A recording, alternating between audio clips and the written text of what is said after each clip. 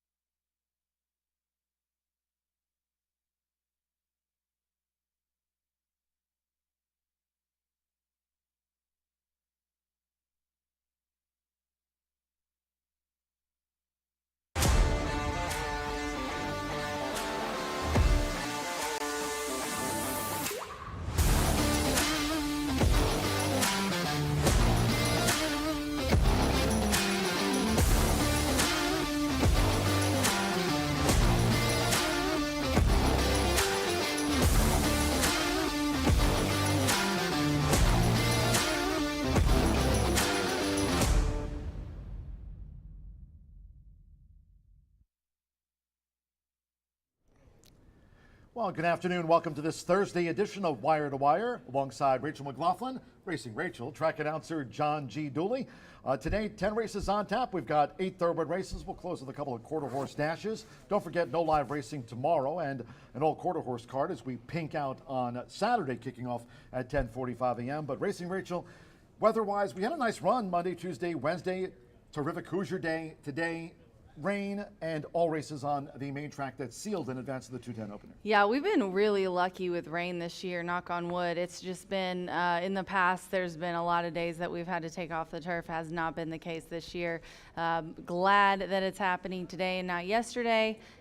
We do need a little bit of rain, but definitely some changes that we do have to go over, and probably even some more late ones that we're going to get later. But off track, 10 race card, 8 thoroughbred, and 2 quarter horse events. And obviously, temperature-wise, dropping since had to put on my Breeders' race Cup kicked jacket off on Monday. So Racing Rachel with the purple for the BC. It'll be pink out, don't forget, on Saturday. I got my DRF shirt for Jim Costas, and then I got my Breeders' Cup jacket that, here, Jim Costas, DRF, and I got my Breeders' Cup jacket that Wayne Catalano gave me. This is the actual winning jacket from when he won a Breeders' Cup race. I've got a Chevy Wild hat. You do? I should give that to you. You could go buy one, but I got it from a winning Breeders' Cup trainer. I didn't I'm talking about my jacket. Oh, okay. Yeah. So it's special. I thought I did not go to breederscup.com. No, I didn't. Although you either. can, of course. You know what? The power of Twitter. I complained about how I've been on the Breeders' Cup panel for so many years, and I don't have any Breeders' Cup swag, and they still didn't send me any. But Wayne Catman Catalano sure That's right. did. I love that man. He can cook up a lot of He's a lot of chef. good dishes and also winners for the Catman. We love you, Wayne Catalano. Today, 10 races on tap. Official forecast. Let's check in here on Wire to Wire with Todd Clausen at WRTV6. I think we TK? know what he's going to say. I know, soggy. From Indy's streaming news leader, this is a WRTV update. Well, John and Rachel, a potentially pretty wet afternoon here at the track as we deal with widespread rain making its way through the area this afternoon. Now, most of the rain should be fairly light, and there could be a lightning strike or two, but no severe weather is expected. And the lightning threat is actually really low. Temperatures will go from the 70s down into the 60s, but really throughout all the races, there will be rain chances. They don't diminish until after about 10 o'clock this evening. So plan on a wet afternoon here at the track as the rain makes its way through the area. But again, most of the rain light but steady throughout that entire time frame. Yeah, cheers. Todd Clausen at WRTV6, and as TK mentioned, pretty much a steady rain. So with 10 races on tap, we've got the first of the day due off at 2:10 p.m. Eastern. We'll go through the past the 6 o'clock hour, and then we'll wrap it up. But as I mentioned, no live racing here tomorrow. We're looking forward to Pink Out. But yesterday, cheers to our horse players again. Yeah. Handle yesterday over $3 million, 14th time this meet that kicked off in mid-April, where the handle has been over $3 million. Terrific meet. Yesterday it was another wonderful Hoosier day and some great performances on track too. Yeah, thanks to the bettors for sure. It's been a wonderful meet, and we are up, I think, 40%. So kudos to everyone who plays with us. Hope, we try to make it fun. But yesterday, fun for ice cold in the Miss Indiana Stakes, which is not fair that we go from stakes to handicap because I mess it up. But yeah, we're going to take a look at these races because they were really nice races yesterday, and this definitely a favorite, but still, what an effort from her. Brian Hernandez Jr. was on board. Ice Cold, this is a filly that was bred here in the Hoosier State, trained by Kenny McPeak with Brian Hernandez Jr. She made 2 career starts prior, both at Saratoga in those maiden races, but after competing, locking horns with some of the best up there at the Spa, Ice Cold was back home in Indiana. And then we went to the boys. These 2-year-old stakes were definitely, I like to say, fireworks. There was a lot of exciting stuff going on. But Mollystown, another definitive winner, just drew away with it with Fernando de la Cruz aboard. Yeah, really nice, undefeated 4-for-4 son of Motown, has the breeding, and leading trainer this season, Gennaro Garcia. This is a really talented colt here. Mollystown, it seems like every time he runs, though, upon turning for home, he slightly kind of just drifts off his line a little bit. Yeah, he's young. But he quickly corrects. Yeah, and I mean, I'll tell you what, if he ever just runs that straight path. Yeah, he'll really be. I'd be a 15. Yeah, like, exactly. 20 Good point. And then my man, King Ice. I was so excited for Wyatt from Hill Ridge Farms. Got to know him. They're wonderful owners, obviously, Bernie Flint and George Leonard. And this guy, he literally just comes from the clouds every time. Joe Talamo was on board today. James Graham had ridden him into past handicap Jimmy was on victories somebody here. else. Yeah, he was on that horse on the outside for Cash Logistics for Genevieve Londano. But King Ice, he just does it time and time again, especially in the handicaps here over the main track. Started that move on the far turn under Joe Talamo, and another impressive winner here on the Hoosier Day program. And then we will go from Too Much Coffee to Great the battle. Cardinal. Yeah, this one, I was shocked that Blue Light Special went off at 3-5. She was younger, she was a little bit untested, but wow, what an effort from her. Yeah, and talking about the connections here, Manny Esquivel on board, Cipriano Contreras on the outside, louder than words. I mean, she's been having a terrific meet, both turf and dirt. She put in a game try, but Blue Light Special just kept on, just found another gear for Manny Esquivel, and holds louder than words that had her win streak snap. Yeah, and I'm telling you right now, those two visually were the best looking in the paddock for different reasons. She's a younger, smaller filly, but she's so fit. She just looked so fit. And then the 8, man, that was a beast, honestly. honestly. Two very different body styles and horses, but both carrying really good flesh, and they just looked amazing going across the wire there. I got the exacta, but I was hoping it wouldn't be the two top choices, and I had a couple that were big long shots in there, like a couple outside horses, so I did like a $12 exacta, and I got $3 back. It was painful. That's why I never bet. I would love to bet all the time, but and I usually don't do that. That's the worst when you do that. You hope a long shot comes in and it ends up being chalk. We had a lot of favorites on yesterday's Hoosier Day program. We did have a 32-1 shot. Yeah, we did. That was a first-time starter in a wild maiden juvenile fillies turf sprint that gave me a headache around race 4. And we I still bet had a you dozen did. on Hoosier Day. But congratulations Not jealous to of you. all the winners in the premier races here on Hoosier Day. And then also among the 12-race program, Joe Ramos riding double, Fernando de la Cruz had a couple of winners. And on the quarter horse side of things, we ran 2 quarter horse maiden dashes to wrap up Hoosier Day. Both won by Giovanni Vasquez Gomez and his wife, Jessie. Yeah, Jessie really having a great year. She's got some nice horses, and she was owner of the year last year, and she just seems like she really knows what she's doing. She's really great with the horses and understands each and every one of them, so congratulations. And of course, it doesn't hurt to have a very talented rider like GVG up there as well. We were fast and firm yesterday. We had the official race day forecast from Todd Clausen at WRTV 6 mentioning a steady rain here today at the races, kicking off at 2:10. You'll just note as we continue on here with the pre-race show wire to wire. Rachel McLaughlin, track announcer John G. Dooley. Main track is muddy, and again we're off the turf, so all Just 10 got a today text from Tony will about be that.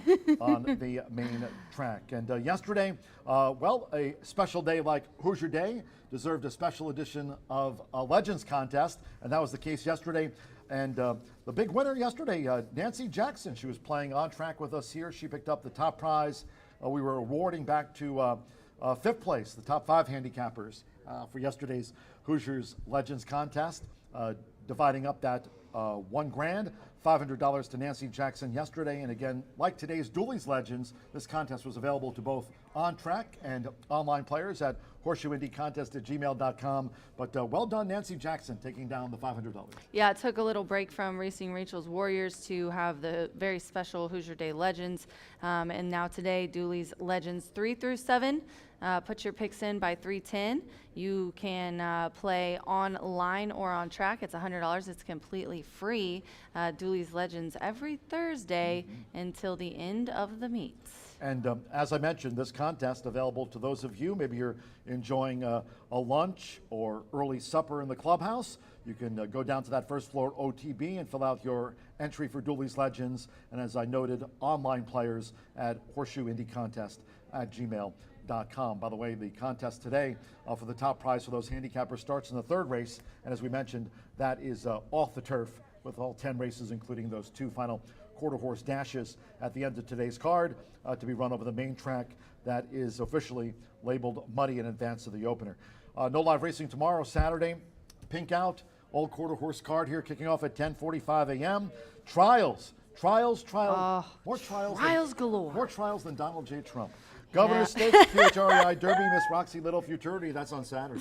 Yeah, we're going to have all quarter horse day and pink out. It's going to be a wonderful event. We'll have Martha here not here, but she will be covering the trials for us with me, and it's going to be a wonderful day. Lots of fun promotions, massage chairs, oxygen station, quarter you're all 4. about that. Yeah, we're going to do quarter 4 in the Indiana Champions Day drawing courtesy of the QHREI. Peppermints for ponies. All proceeds go to I Win, Indiana Women in Need Foundation, a wonderful foundation here. Wonderful women. It's just, they do so much for women who are going through cancer and stuff like that. Pink Out Classic for all survivors of cancer. Going to be a wonderful day tomorrow, 10:45 a.m. or Saturday, 10:45 a.m. And then no live racing on Sunday. We'll be back with a Monday through Thursday race week coming up. But what a terrific month. I mean, Hoosier Day yesterday, we talked about some of those top performances by that filly Ice Cold for Kenny McPeak, Mollystown. That Colt undefeated for Gennaro Garcia, 4 for 4. Just King Ice among the winners here yesterday in Blue Light Special. I talked to George and Wyatt. If he comes out of that race sound, he's going to run, on Champions Day, and they'll see how he does at the end of the meet, give him a little break, but I think they're going to try to run him at Churchill. So, and talking about Ice Cold again, that was a filly that made her first 2 career starts tackling the maidens up there at Saratoga. Maybe you want to pick up your own Hoosier bred horse. Yes. Your chance. Great segue. Yeah, You're let's take a look at professional. it, of course. Indiana sale for the thoroughbreds coming up here this month on October 14th. It'll be the Itoba yearling sale, 1 o'clock. The paddock sale for horses of racing age will follow a mixed digital sale. That'll be on October 16th through the 19th, so smack dab in the middle of the month. We saw some top performances yesterday on Hoosier Day. We've got the sale coming up here mid part of this month, and then we'll close October with Indiana Champions Day. Really looking forward to that. More about the mixed digital sale. Again, those dates, the 16th through the 19th of this month, horseauctionsusa.com.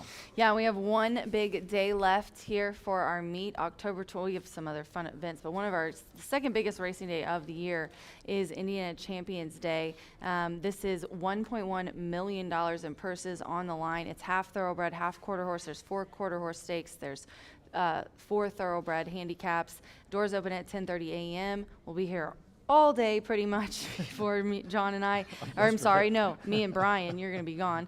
And we're going to give away mega bet, $3,000 mega bet wagers. We're going to have a $1,500 free handicapping contest on the thoroughbred card, and then a $1,000 handicapping contest on the quarter horse card. There will be a free cigar rolling station. There's going to be a face painter for the kids. It's been a cool day. So yeah, selfie station, tons of fun promotion. So you definitely want to come out. And the some old Pacer players are coming as well. So for reservations, call Beth Literal at 317-421-8801.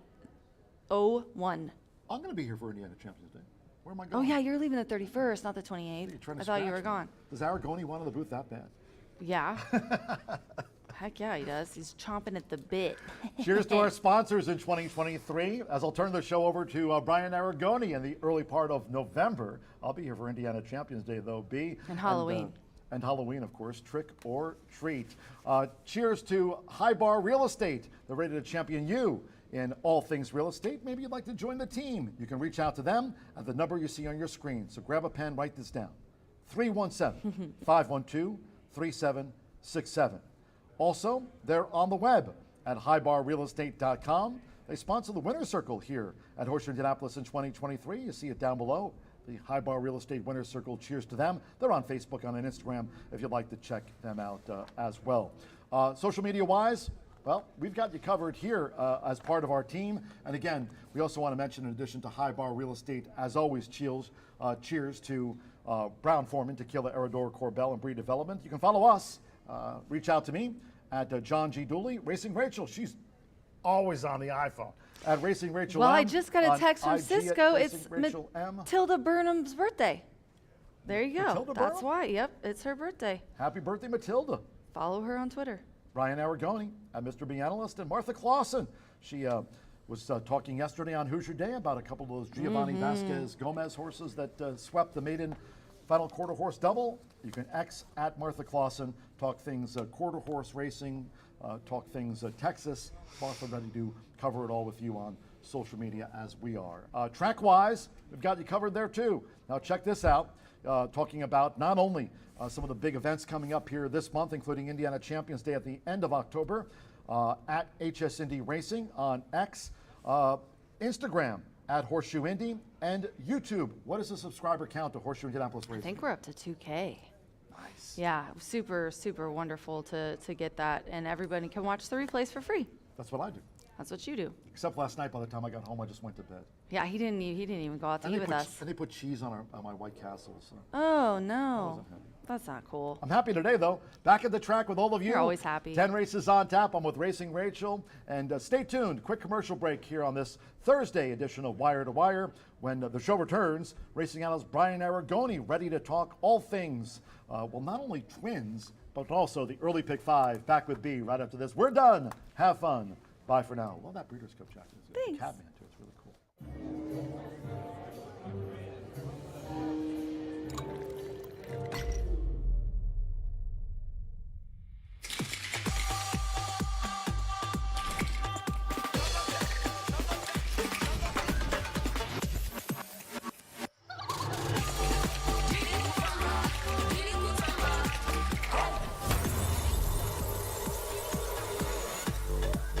Tequila Herradura. Extraordinary awaits.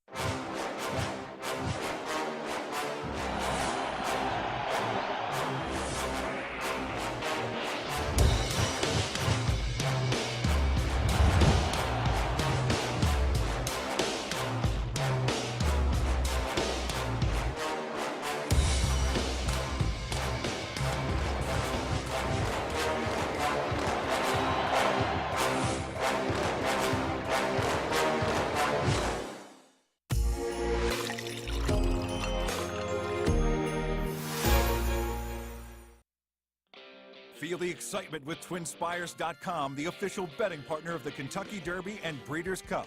With TwinSpires.com, place legal wagers and watch live horse racing wherever you are on any device. Sign up, play, and win today. New players use promo code FREE100 on sign up to start your $100 bonus. With TwinSpires.com, you can bet on horse racing. Get the TwinSpires.com app to receive special offers and the most up-to-date information. Terms and conditions apply. Void where prohibited. Please wager responsibly.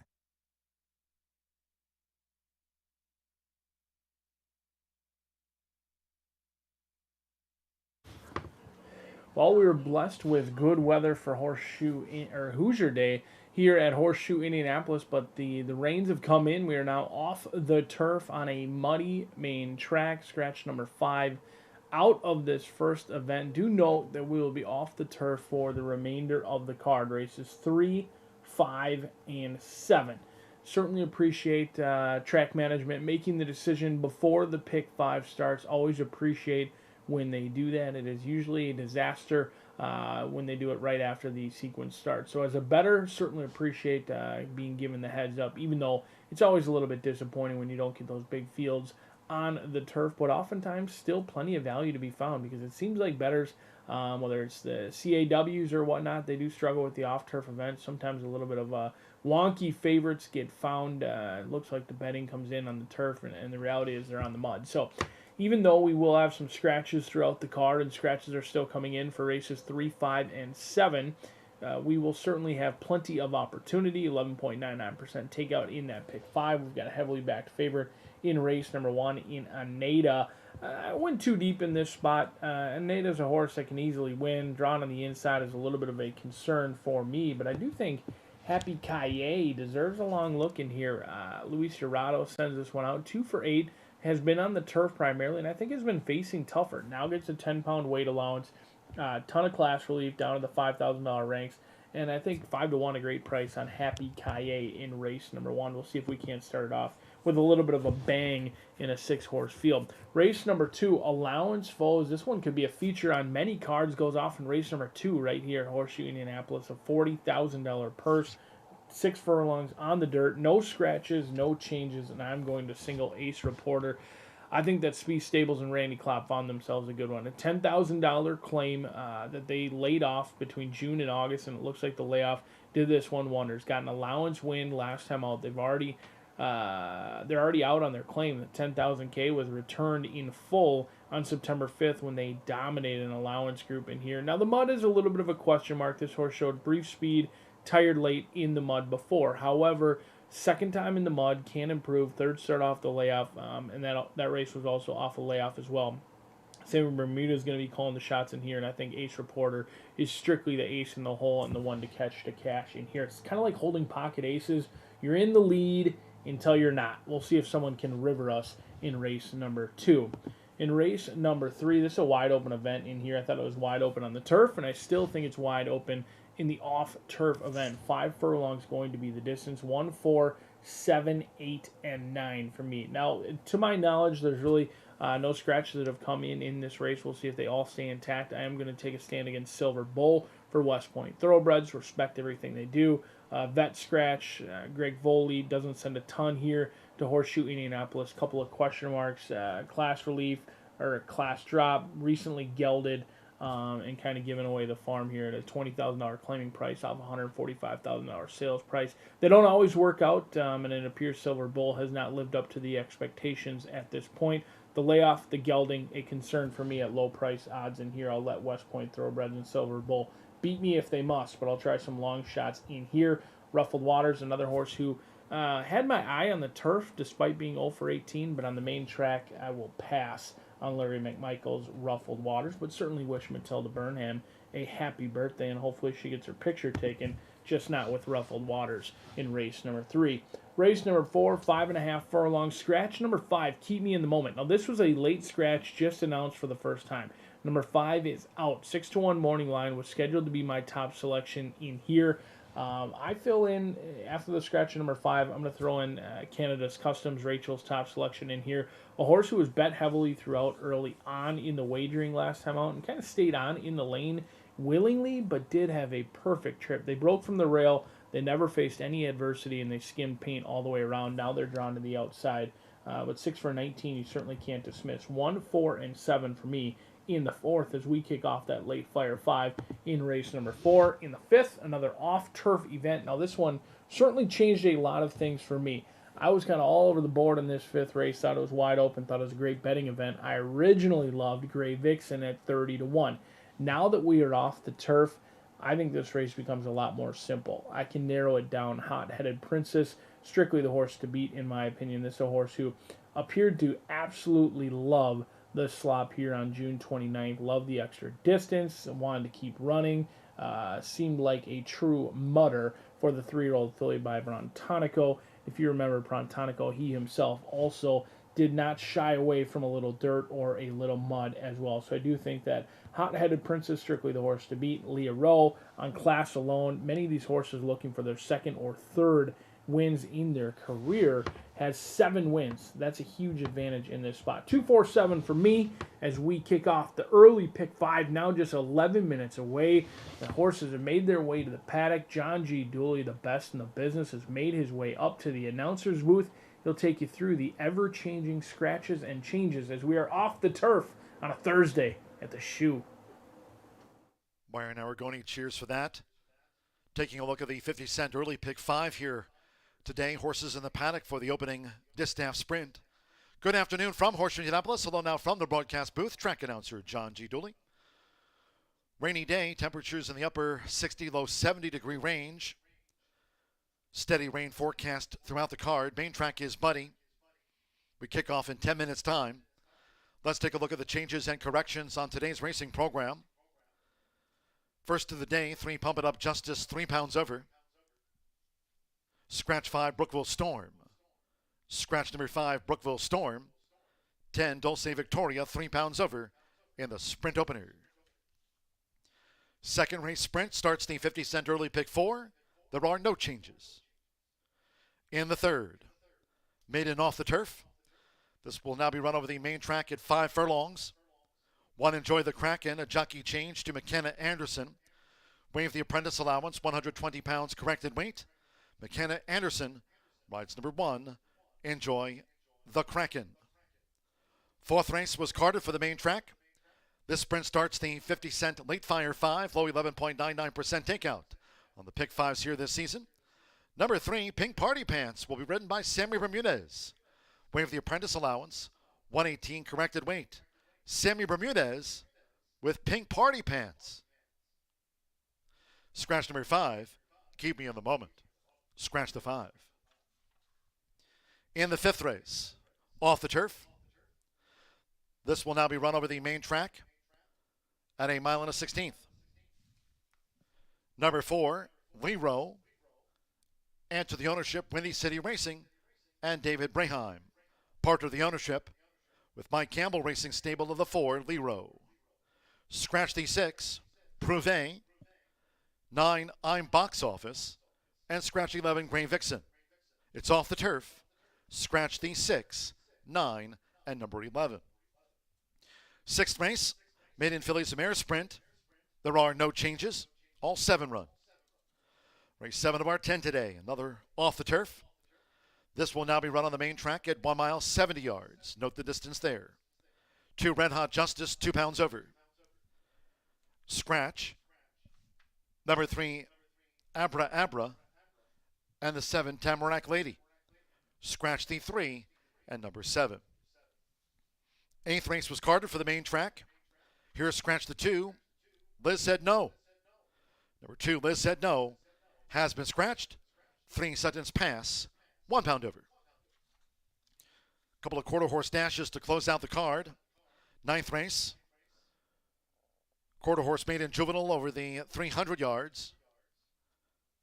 Number 1, Beach King. The ownership should read Mario Rodriguez. And 5 pounds to the listed program weight. 2, Mr. Little Bit Wagon, 2 over. 3, Cash on Jess plus 7 pounds.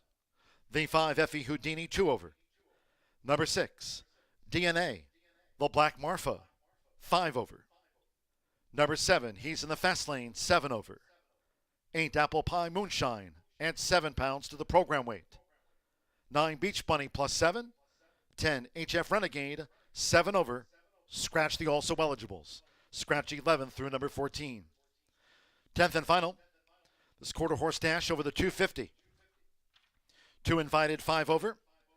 4 Country Celebration, 3 pounds over the listed program weight. Number 6 Miri V, 5 over. Number 7 This Lady's on Fire, plus 3 pounds. Number 8 No Kiddin', 1 over. Makes the weight there now 129. And scratch number 9 GV Diamante. Last of the day, final quarter horse dash due at 6:43 p.m. Eastern. Rain. Riders arriving in the paddock for the opening distaff sprint. Main track is muddy at kickoff. We'll have the opener due off in just 6 minutes' time. Standing by for paddock judge J.R. Smith Jr. to have the call for riders up. Make it a great day with us here at Horseshoe Indianapolis.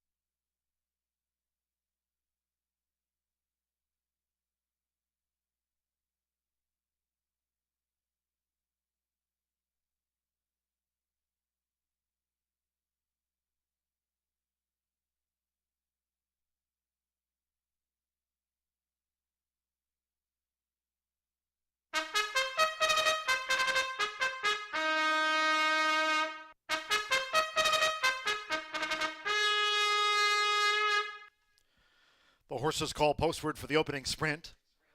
The fillies and mares stepping on. Race 1 at 5.5 furlongs, a field of 6. Scratch number 5, Brookville Storm. Scratch the 5. 3 Pumping Up Justice, 3 pounds over. 7 Dulce Victoria, plus 3 pounds. On parade, Exacta Trifecta Superfecta. Opening sprint starts our rolling doubles pick 3s and the 50-cent early pick 5. Low 11.99% takeout on the pick 5s here this season. Main track is muddy. We're off the turf. All 10 over the main track. 3 minutes to post time. 3 minutes.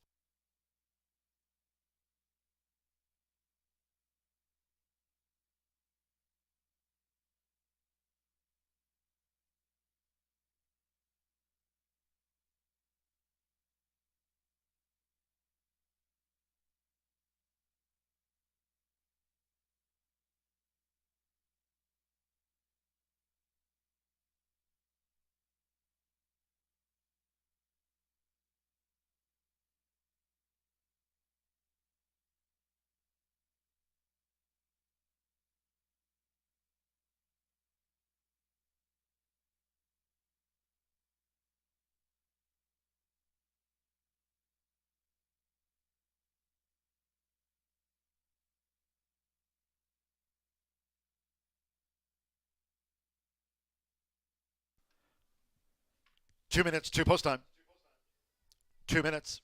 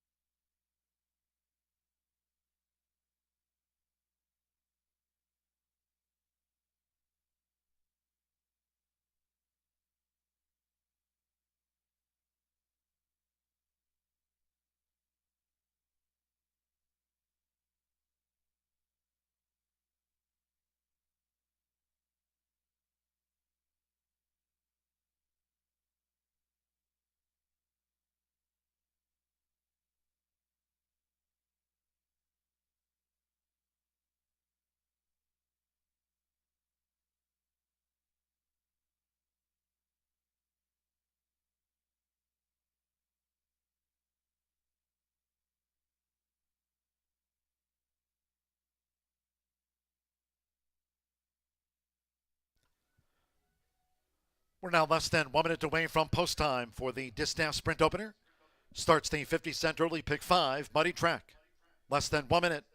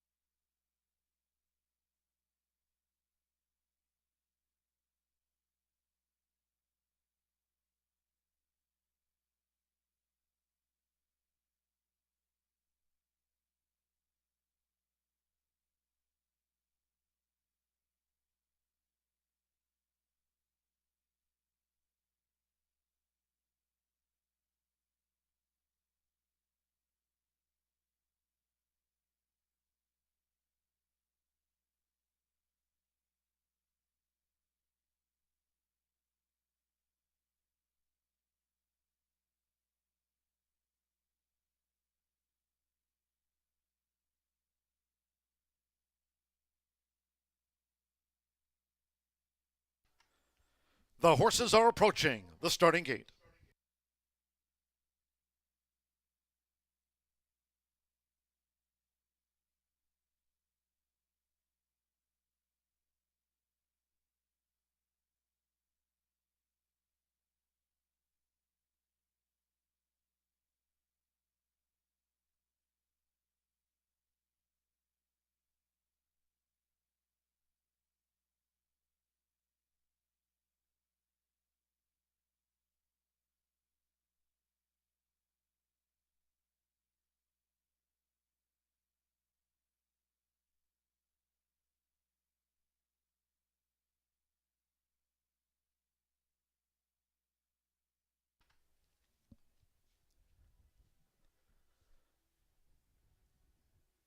The horses have reached the starting gate.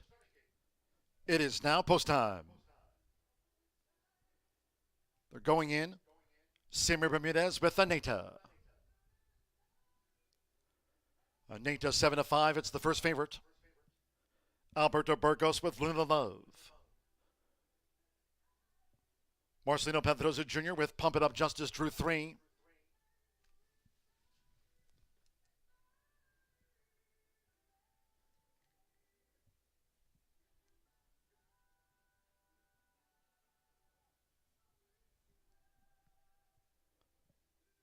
Eddie Perez, America Rolls Like Luna Love, both for John Herron. Now Happy Calle, Oscar Villarreal claims the 10-pound apprentice allowance, has a couple of career wins. At 5.5 furlongs, so stand by. One more, McKenna Anderson with Dulce Victoria coming up. All 10 races today on the main track. Main track muddy at kickoff. They're in the gate. Away and running out Horseshoe Indianapolis. Aneta rockets away. Luna Love flashing speed right there. Pump It Up Justice and Dulce Victoria. And the red cap strides up on the far outside and looks to gain position as Aneta leads the dash past the half-mile pole for Sammy Bermudez. Happy Calle on the far outside is running second to last, and after a couple of furlongs beaten for speed, America Rules trails here in the Thursday opener. The quarter for the 3-2 leader, Aneta. 22.11 seconds. Muddy track inside 3 furlongs to go. As Dulce Victoria chases the pace, Aneta at the quarter pole. Then on the far outside, Happy Calle launching a bid with Pump It Up Justice. Toward the rail, Luna Love. And America Rules is last. Aneta as these fillies and mare turn for home in the rain. It's Aneta. Half mile, 46.17 seconds. Aneta's 1 furlong out. Aneta holding on to this lead. Dulce Victoria's trying hard and looks to reel Aneta in. Past the 16th, Aneta finding. Toward the rail is Luna Love. They're close to home with Simmer Bermudez. Aneta gate to wire by a half length to Dulce Victoria. Luna Love third and Pump It Up Justice finish fourth.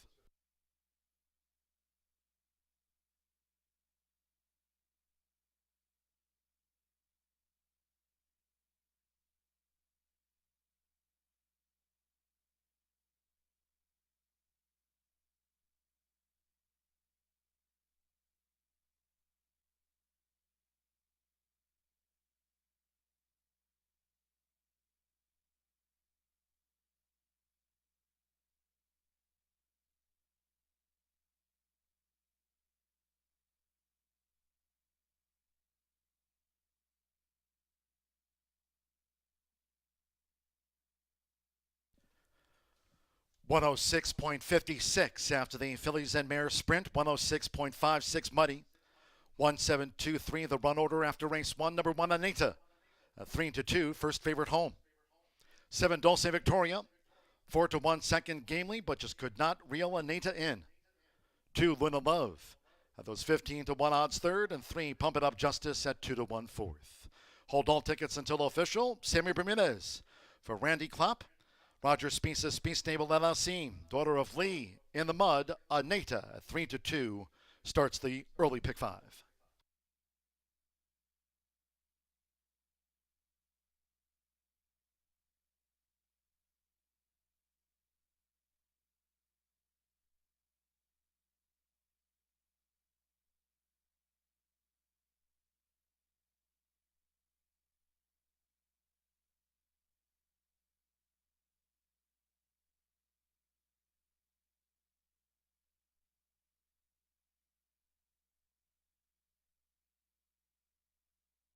In the high bar real estate winner's circle, the 1 Anita is Sammy Bermudez. 4-year-old Chestnut filly by Lee. And the Corinthia mare, who'll keep up, bred in Indiana by Dr. Deanne and Greg Bear. For Randy Klopp and Roger Spiesa, Speed Stable LLC. Horseshoe Indianapolis congratulates the winning connections of Anita. 1-7 Exacta paid $20.80. 50-cent trifecta, 172 paid $24.80. With Pump It Up Justice fourth in the Distaff Sprint. 10-cent Superfecta, 1723 paid $12 and change. 5 was a non-runner. Favorite first at 3-2. 6 ran, Muddy Track 106.56. Second race sprint, no changes. All 6 run, Exacta, Trifecta, Superfecta. Double pick 3 starts at the 50-cent. Early pick 4 on a rainy day. Post time will be in 18 minutes at 2:37. Muddy in all cases. Please do try to make your selections and Horseshoe Indianapolis wagers today early. Thank you. Coming up in just a moment, we are first replay of the day of the Distaff Sprint. Hope you had a bet on the Lee filly, Anita.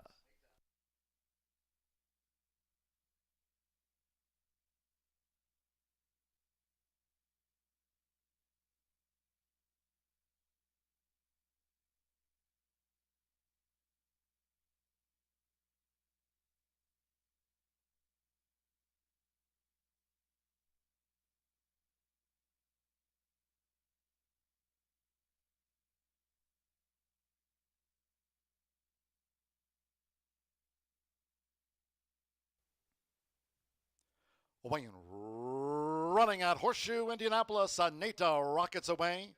Luna Love flashing speed right there. Pump It Up Justice End. Dulce Victoria in the red cap strides up on the far outside and looks to gain position as Anita leads the dash past the half-mile pole for Sammy Bermudez. Happy Kaye on the far outside is running second to last, and after a couple of furlongs beaten for speed, America Rules trails here in the Thursday opener. The quarter for the 3-2 leader, Anita. 22.11 seconds. Muddy Track inside 3 furlongs to go as Dulce Victoria chases the pace. Anita at the quarter pole. Then on the far outside, Happy Kaye launching a bid with Pump It Up Justice. Toward the rail, Luna Love. And America Rules is last. Anita as these fillies and mare turn for home in the rain. It's Anita. Half mile, 46.17 seconds. Anita's 1 furlong out. Anita holding on to this lead. Dulce Victoria's trying hard and looks to reel Anita in. Past the 16th, Anita finding. Toward the rail is Luna Love. They're close to home as Sammy Bermudez. Anita gate to wire by a half length to Dulce Victoria. Luna Love third and Pump It Up Justice finish.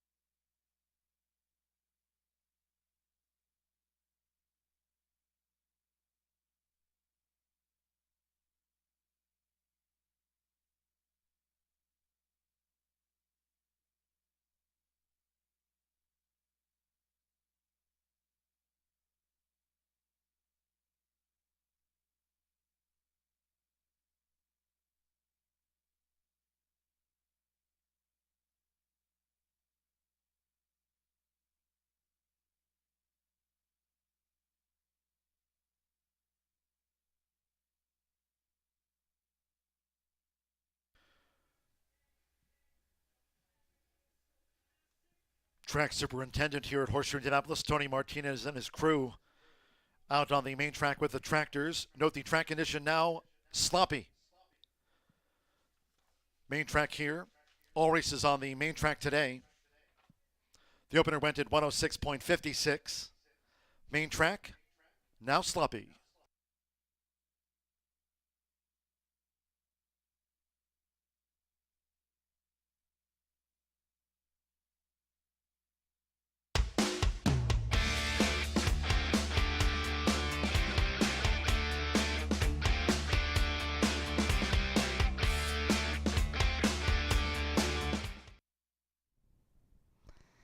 "11 minutes to race 2. We've got a sloppy track as the rain continues to come down. The second race is an Indiana-bred filly and mare allowance, and it's 6 furlongs on the slop. And it's looking like a Sammy Bermudez double here today. He's on the 2, and that's my top selection. Ace Reporter, Sammy aboard as well. Maybe a Sammy and Klopp double, as they won the first race. Coming off a win last time out at 5.5. We're at 6 today. Has early speed and honestly a pretty great record out of 5 races, 3 wins and a third. Hasn't ran on wet dirt, has ran on an off track before on a muddy track and didn't do well. This is just full on slop now. So I'm sticking with who has the pace, and the 2 definitely does. So we'll see if maybe second time on it, since he has at least had the mud flying in his face before. Maybe he'll take it a little bit better today. And then I'll go with the 4, Addicted to Love. Alexis Centeno is aboard for Kemp. This one is a 3-year-old filly who's been out many times here in Indiana in 2023. 8 runs, first, second, and third. She's honestly like a hit or miss kind of girl. She's been far back. She's gotten into a little bit of trouble. She's had some wide trips, but she definitely has the numbers that are comparable to this group. Her last 2 have been nice races, similar class, and at today's distance. Another one, she's ran on wet dirt on the slop, and she loved it. So definitely like the 4 at 11-1.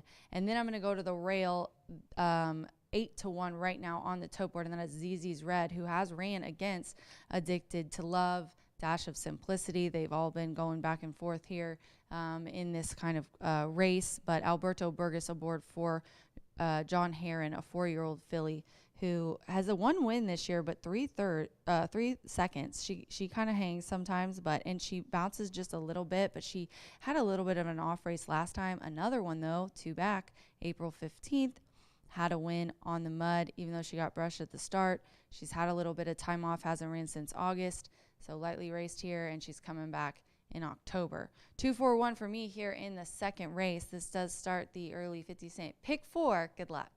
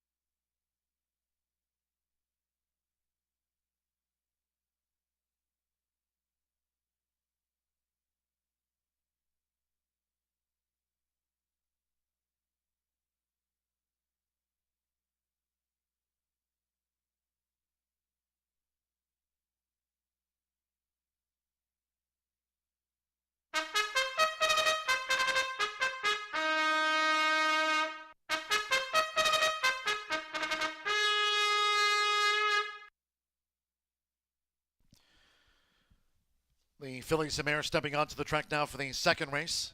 Main track downgraded to sloppy from muddy. A field of 6. No changes here in the distaff sprint, all 6 run. No changes on parade. Exacta, trifecta, superfecta, double pick 3, starts at the 50-cent early pick 4. Track sloppy, 2 minutes.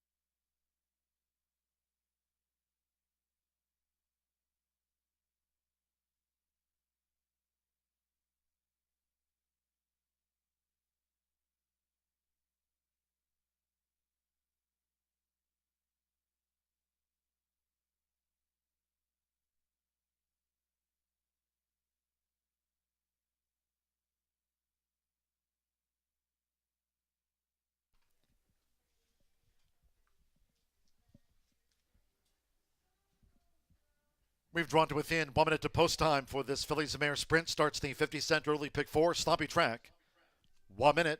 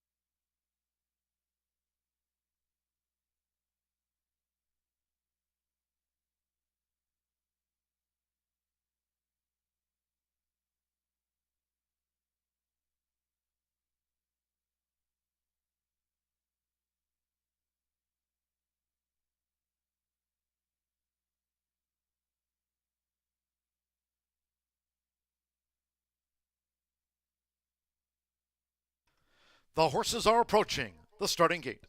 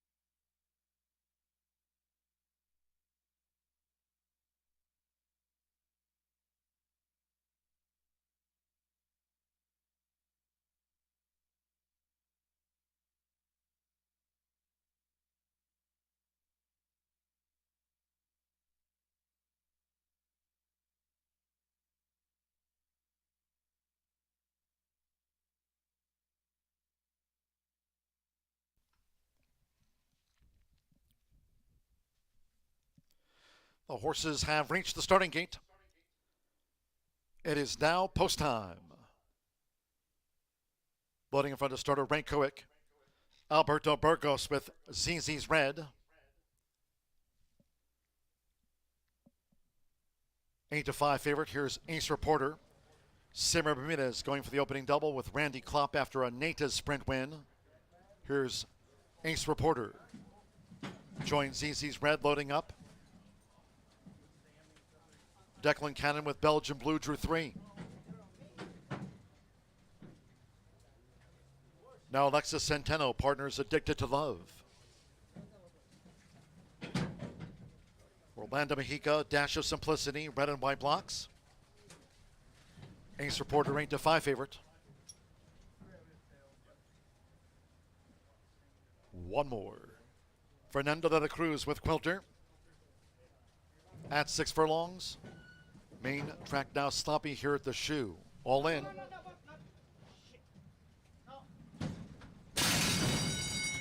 And they're off. Ace Reporter broke last. Belgian Blue broke first. It's Belgian Blue who dashes to the lead for Declan Cannon. Ace Reporter starts a bid toward the inside with on the outside Quilter, orange and the blue hoops. Addicted to Love right there, part of the chasing pack. The 6-year-old mare. Dash of Simplicity in the red and white blocks and ZZ's Red trails the sextet in the slop. Belgian Blue leads them through an opening quarter in 22.42 through the goo. Quilter chases the pace as they round the far turn. Nearest the inside is Ace Reporter, who's vying for third with Addicted to Love. Midpoint on the turn. Belgian Blue tackled by Quilter. Then Addicted to Love and Ace Reporter racing a joint third. We trail back to ZZ's Red, trying to work off the inside part of the off-track end. Dash of Simplicity and the red cap on the front outside. Quilter sweeping for Fernando de la Cruz. Homeward bound. Half mile 45.76. Quilter's running at Belgian Blue. Quilter, Belgian Blue near the inside part of the track as they come inside the final 16th. Then Addicted to Love. Ace Reporter trying hard with the rail, but not enough. They're close to home with Declan Cannon. It's Belgian Blue. Belgian Blue bounds home, held Quilter. Addicted to Love third, and Ace Reporter finished fourth.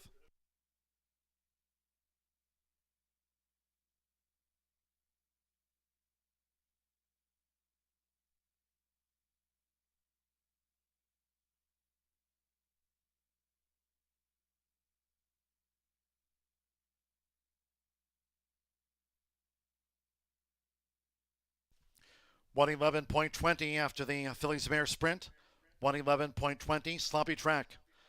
3-6-4, 2 runs for 3, Belgian Blue. At 4-1 first, 6, Quilter. 3-1 second, kept at bay by Belgian Blue. 4, Addicted to Love. 3-1 third. And number 2, Ace Reporter at 3-2. The favorite war correspondent filly fourth after the sprint. 3-6-4-2. Hold all bets until official. Declan Cannon. For Brendan Walsh, Belgian Blue, Munnings filly at 4-1 to start the early pick 4 off.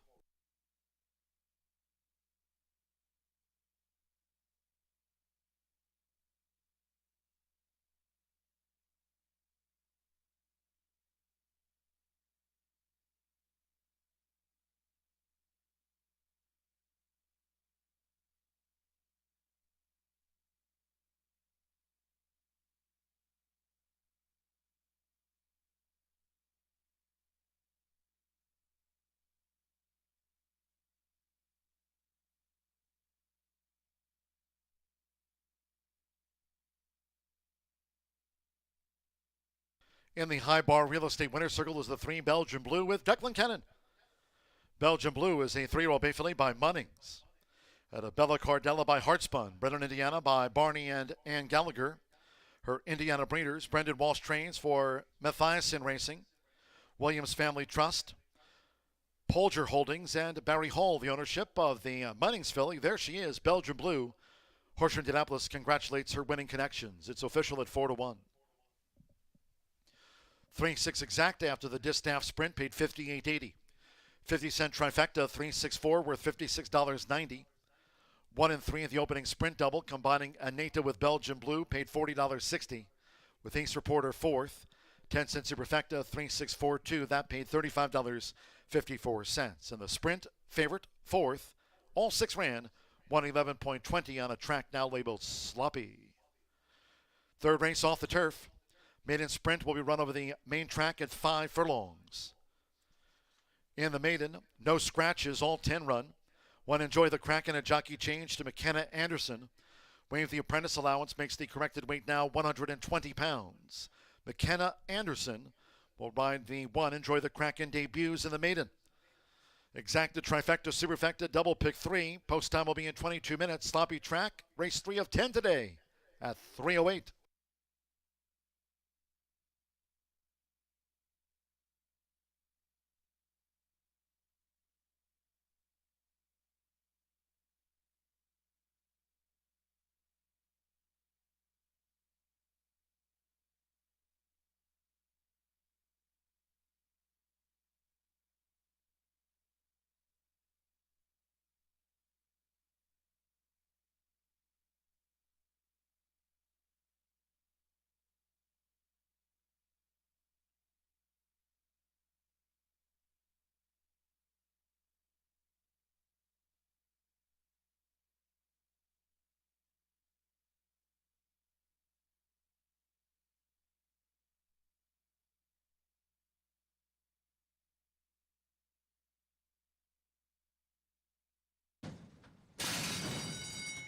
And they're off. Ace Reporter broke last.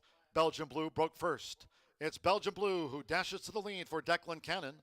Ace Reporter starts a bid toward the inside with on the outside Quilter, orange and the blue hoops. Addicted to Love right there, part of the chasing pack. The 6-year-old mare. Dash of Simplicity in the red and white blocks and ZZ's Red.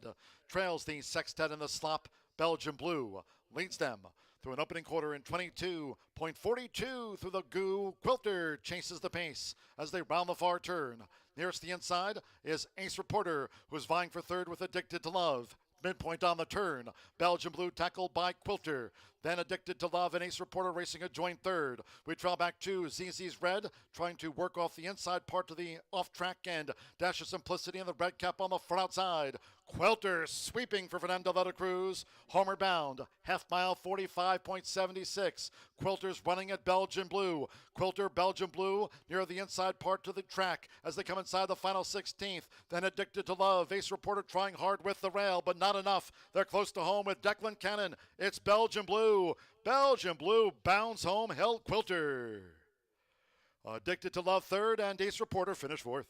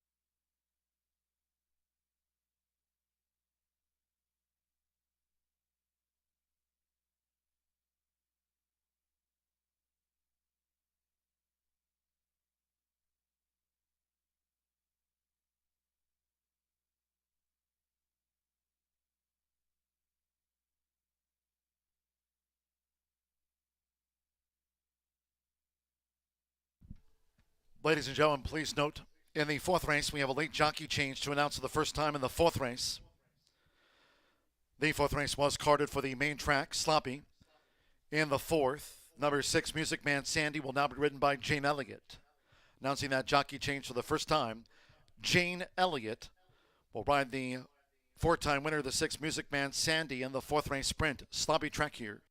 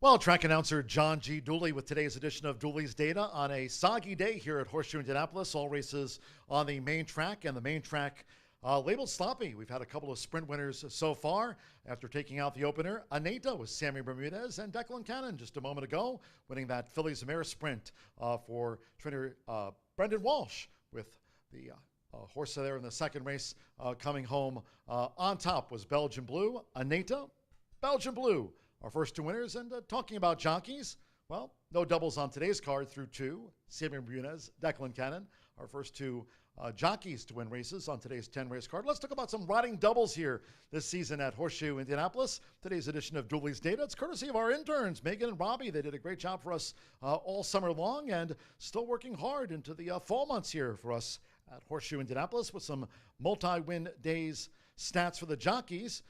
Joe Ramos, leading jockey here this season, scored his 23rd riding double yesterday. That was on our Hoosier Day card, the most of all riders in the colony this season. Fernando de la Cruz, just to remember, Fernando is second all-time in riding history here at Horseshoe Indianapolis, behind only Rodney Prescott.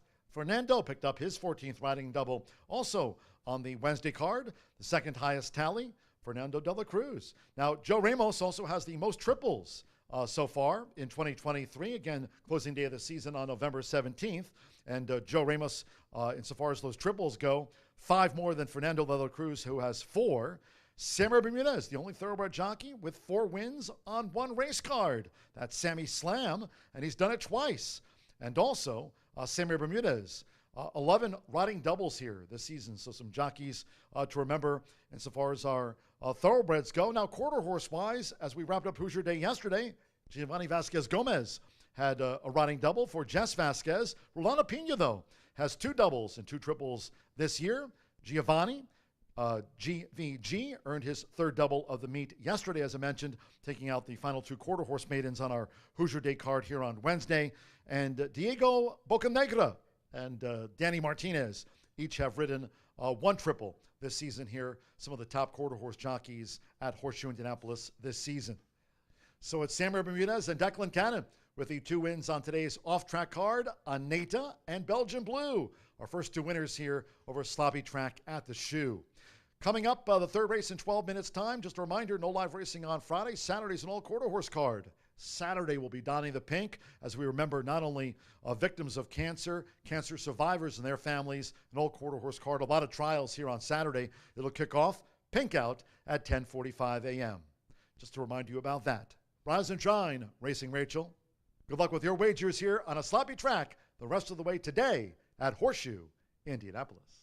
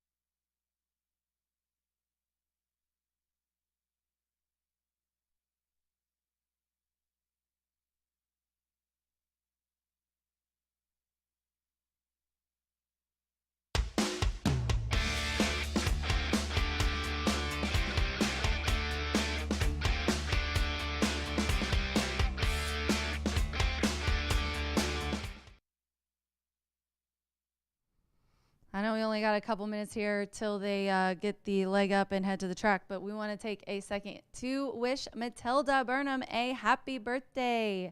She's in this race. What a way to spend your birthday, Matilda, out here in the slop, riding horses. So good luck to her, and I've got her on top. So happy birthday, Matilda. Ruffled Waters is my top selection here, Larry McMichael. And, you know, we got to look now at the off form for sure. These are my picks from earlier, so it's a little bit different. So you might want to take a look at some of them. There's not a whole lot of wet dirt form in this race. The 6 is the favorite, but I'm going to go with Ruffled Waters, who, if this was a 5 furlong on turf race, I'd be all over, but we're sticking with it. This horse is definitely loves the turf, but we are on a sloppy track. Has ran on and off track before. Definitely not mud or slop, but does have good numbers. This horse does like to come from off the pace, and we'll see if her running style helps. She will have a little bit to run at with the 7 and the 8 having a little bit of early lick. Then I'll go to the 10, which is 7-1 right now. Otis on the Cape. Fernando de la Cruz, coming off a double yesterday, is riding here for Jose Pay. This one, 3-year-old colt, who's making its 5th lifetime start in this maiden, claiming for 20. Class repeater. Last time out, got 3rd just by 3 lengths. That was on the turf, but has ran a couple of races on the dirt. Haven't been anything to write home about, but at least has been on and off track. It was good, not slop though. Did put in a bullet work before that September 18th effort, and then does have some early speed as well. So like I said, maybe the closer that I have on top will be able to have something to run at. And then I'll round it out with Clovertown. Jane Elliott is aboard for Kim Hammond. This is a 3-year-old filly by Exaggerator, who was close last time, again at 5 furlongs. Now that was maiden claiming for 12.5. We're going back to maiden claiming for 20. The 3 back was beaten a neck at that class. She's kind of figured it out here now, but on the slop, it's a little bit of a question mark. She was bumped at the start, 2 back 2, and kind of taken out of that one, but the other 2 around that one are really good. So I think she's kind of figured it out, but we'll see how she takes the off track today. 3-10-8, pretty much a question mark here. Who's going to like this off track? But the 6 is 6-5 right now. Still Silver Bowl, first time gelding, Marcelino Pedroza and Greg Foley. 5 minutes to post. Good luck.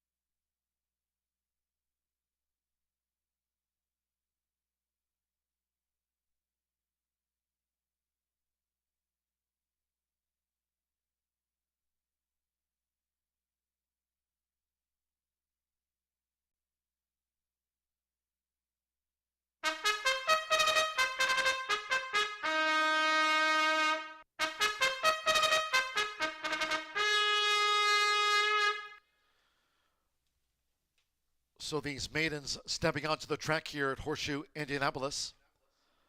For many, first time on a wet track. All 10 run. One enjoy the Kraken debuts with McKenna Anderson. Waive the apprentice allowance, 120 corrected weight.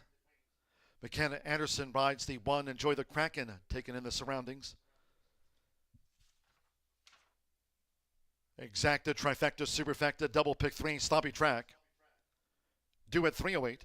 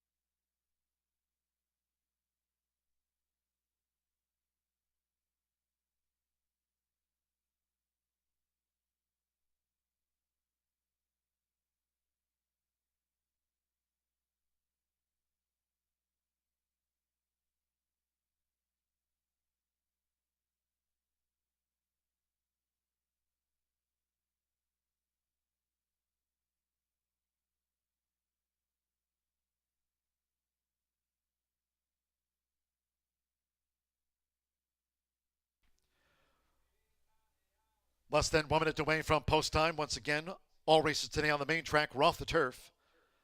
This maiden sprint over the 5 furlongs, track sloppy. Less than 1 minute.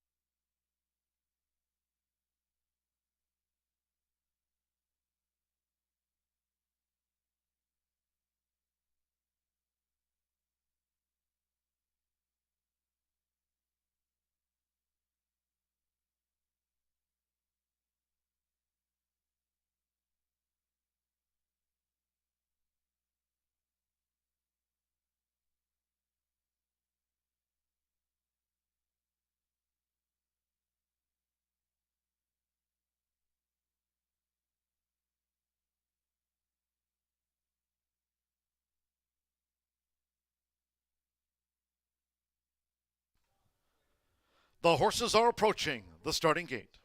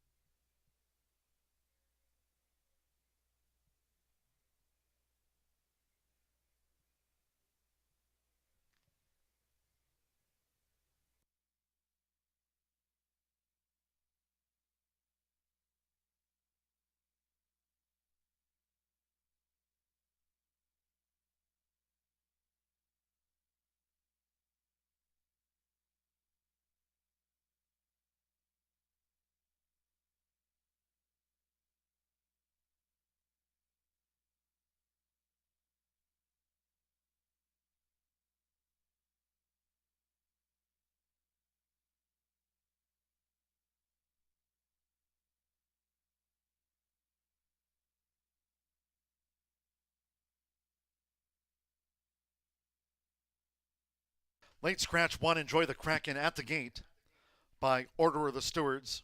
Scratch 1, Enjoy the Kraken. All wagers here on 1, Enjoy the Kraken refunds. There will be a 3-1 consolation double. 3-1 consolation double. Those using the 1, Enjoy the Kraken won't debut in a multi-race wager.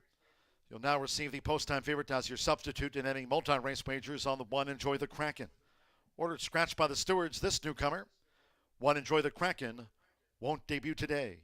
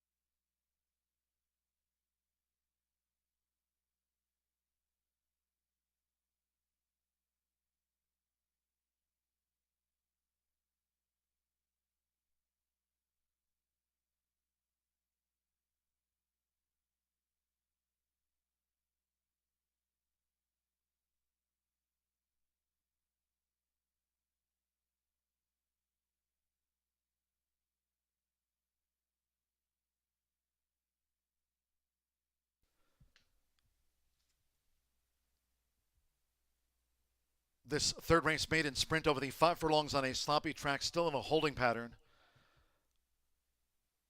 They're bringing the late scratch 1, Enjoy the Kraken, all the way back around toward the paddock here.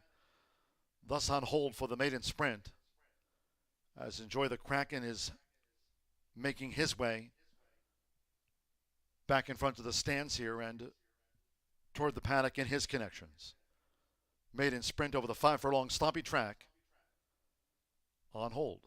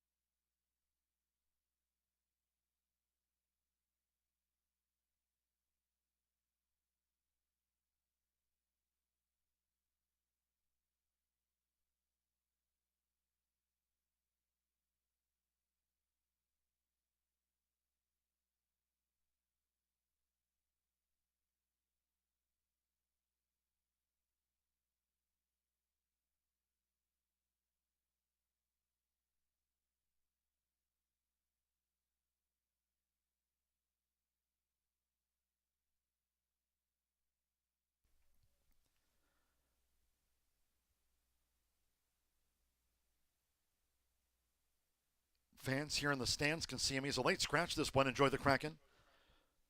Making his way back toward his connections near the paddock here at Horseshoe Indianapolis. It's a late scratch on 1, Enjoy the Kraken. And again, pointing out 3-1 will be that consolation double, combining Belgian Blue with Enjoy the Kraken. This number 1 is a late scratch, and making his way back toward his connections here at Horseshoe Indianapolis at the paddock. Maiden circling for the sprint.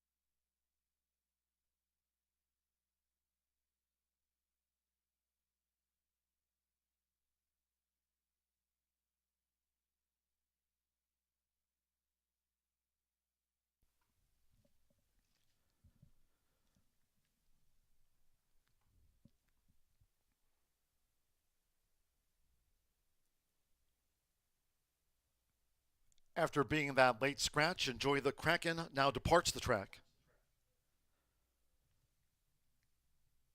Back at the gate for the maiden sprint over the 5 furlong sloppy track.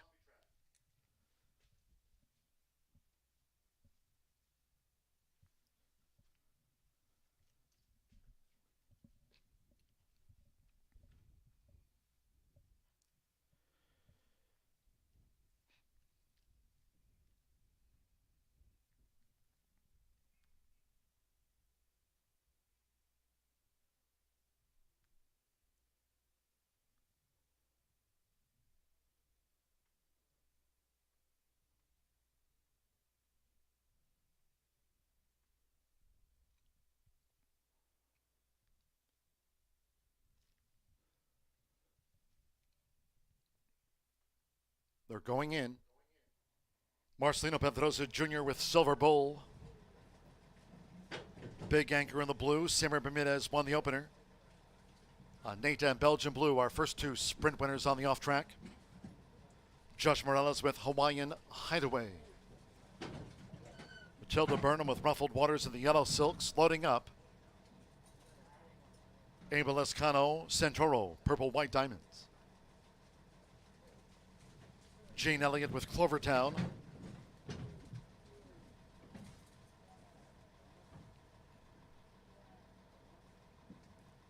Silver Bull 2-1 favorite. 4-1 Eternal Bliss and Joint Venture.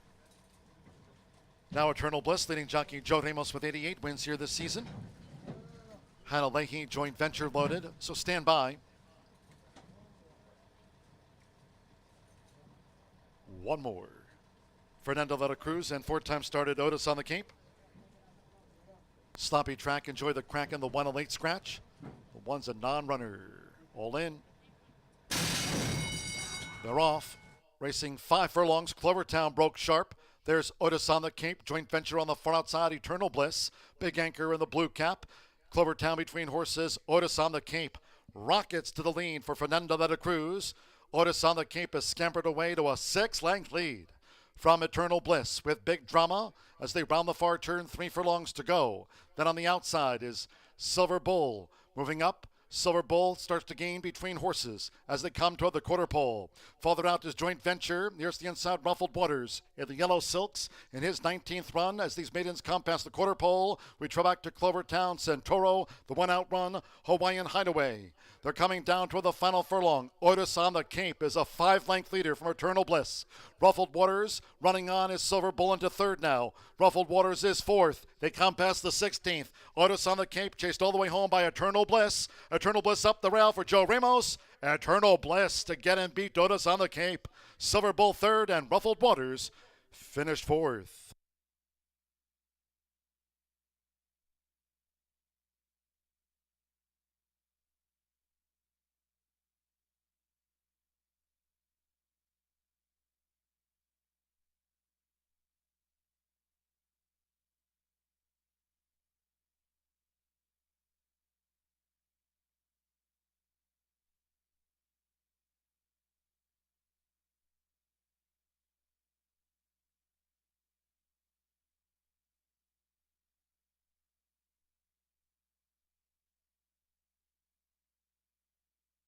$58.69 over the sloppy track for the maiden, $58.69. 5-10-6-3, the run order after race 3. First number 5, Eternal Bliss.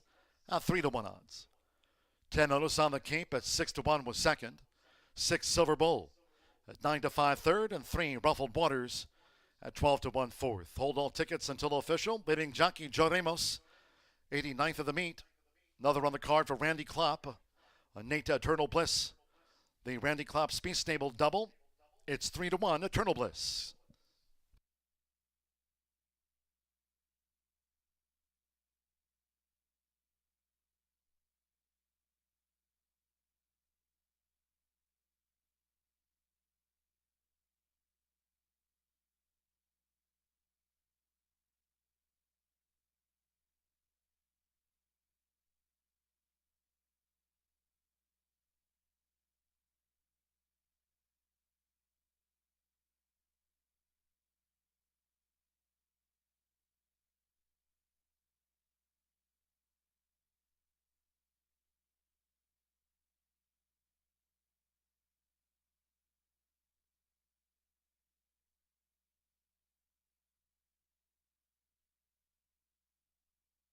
The result of the third race official.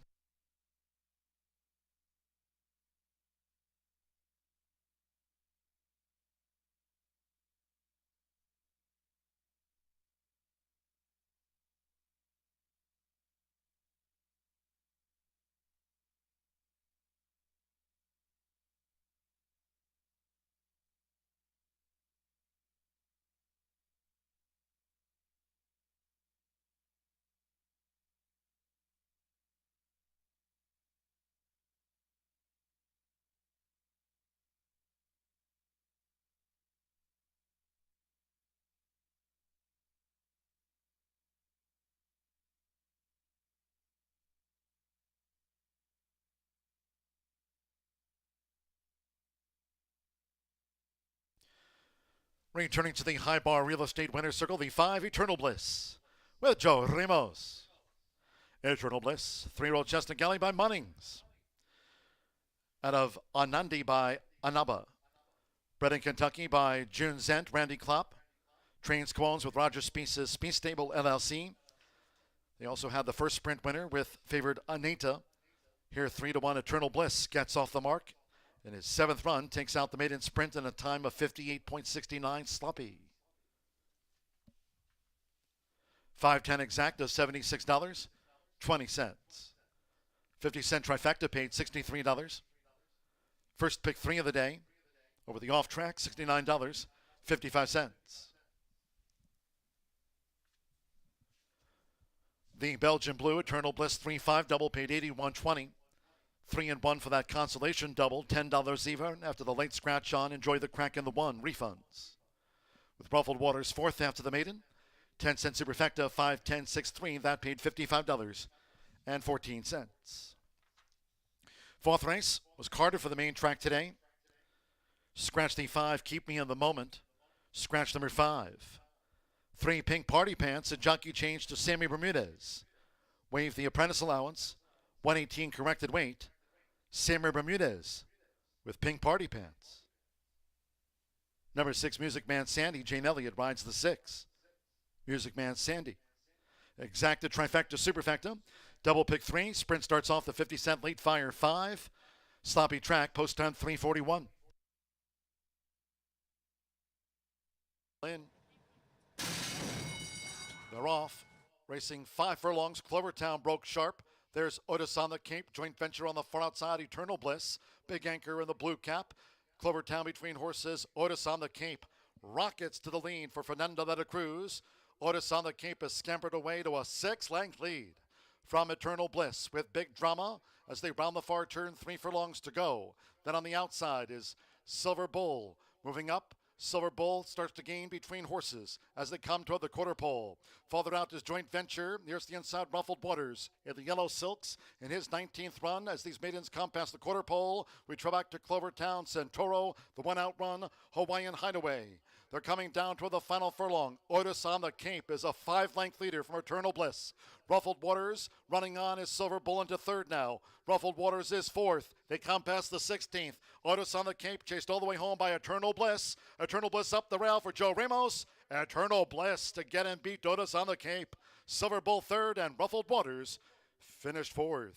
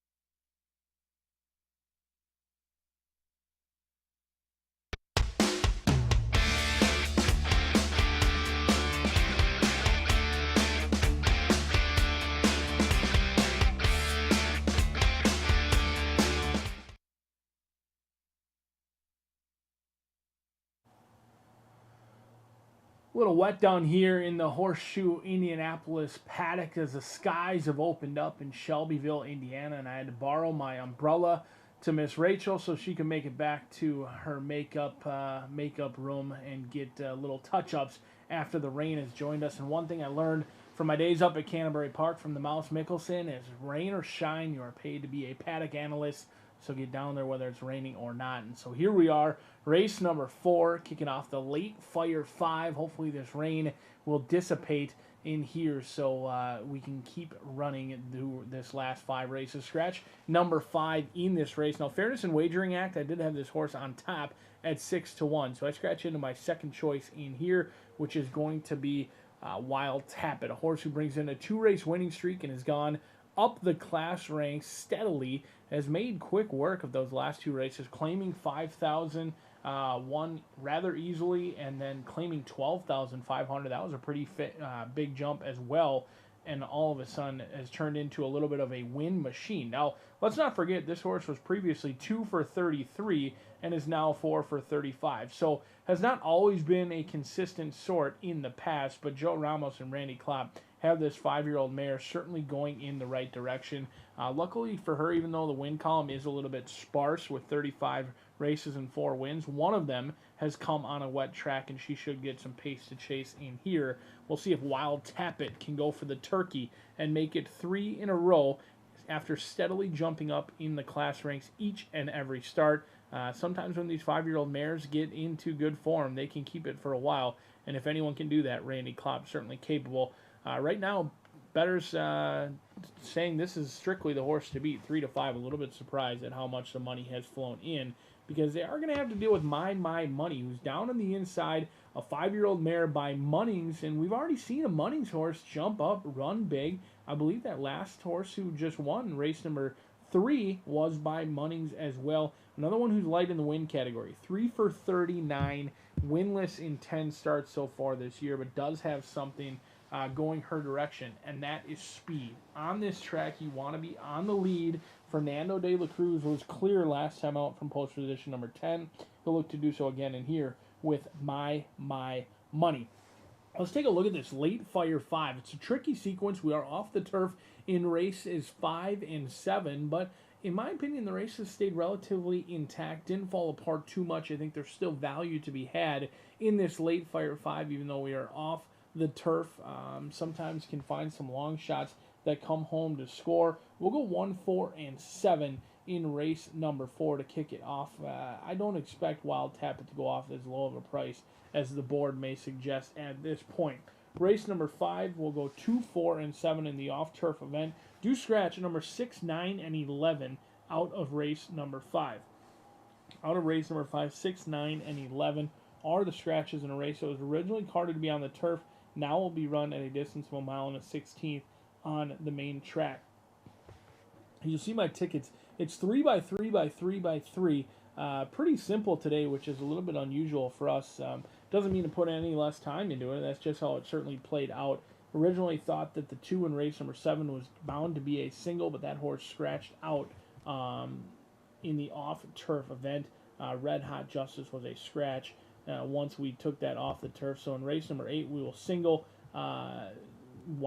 Pat's Palace, turf to dirt in play for Jeff Greenhill, who's certainly been heating up. Things have been trending his direction. You knew he was going to get back up to those average numbers of 15%.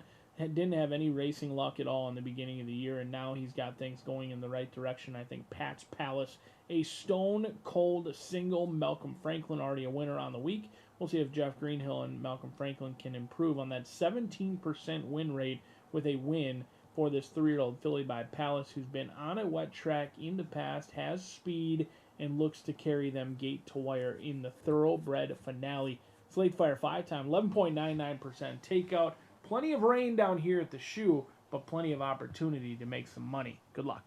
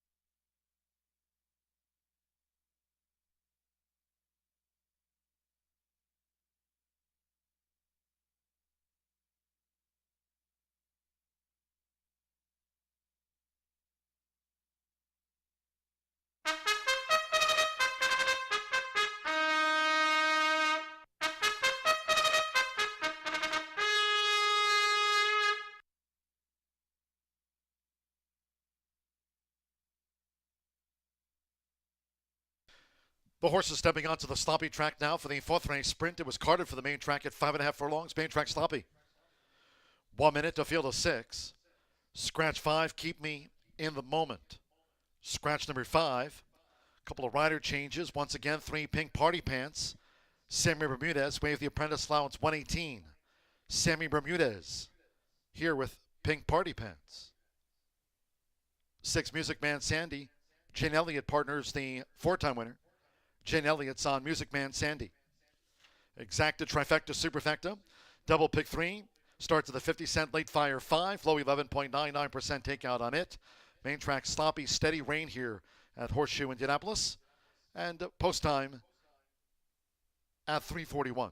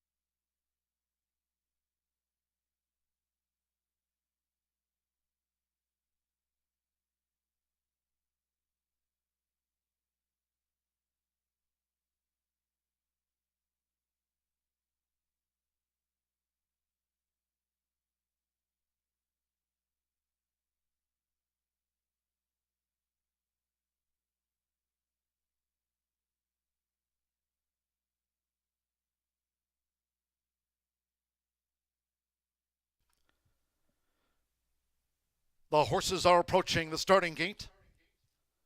Phillies Mare Sprint to kick off the 50-cent late fire 5. All races today on the main track. Main track sloppy. Going to the 5.5 furlong start for the Distaff Sprint.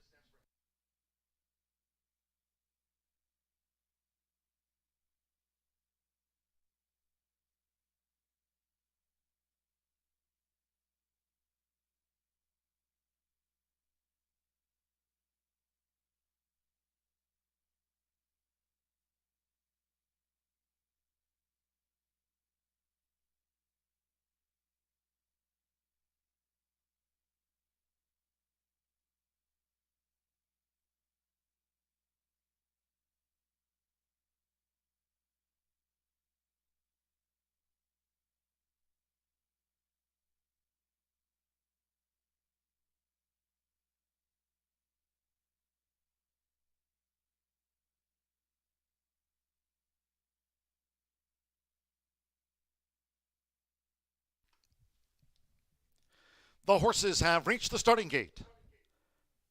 It is now post time. Loading for this Phillies Mare Sprint. Fernando Letta Cruz with Buy My Money. Manny Esquivel with Schuylerville is joined by My Money. Sammy Bermudez with Pink Party Pants.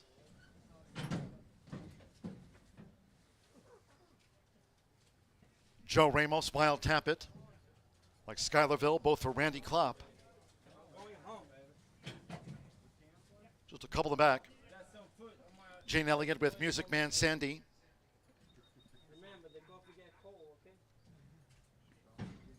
Four-time winner, Music Man Sandy. Blue White Diamonds.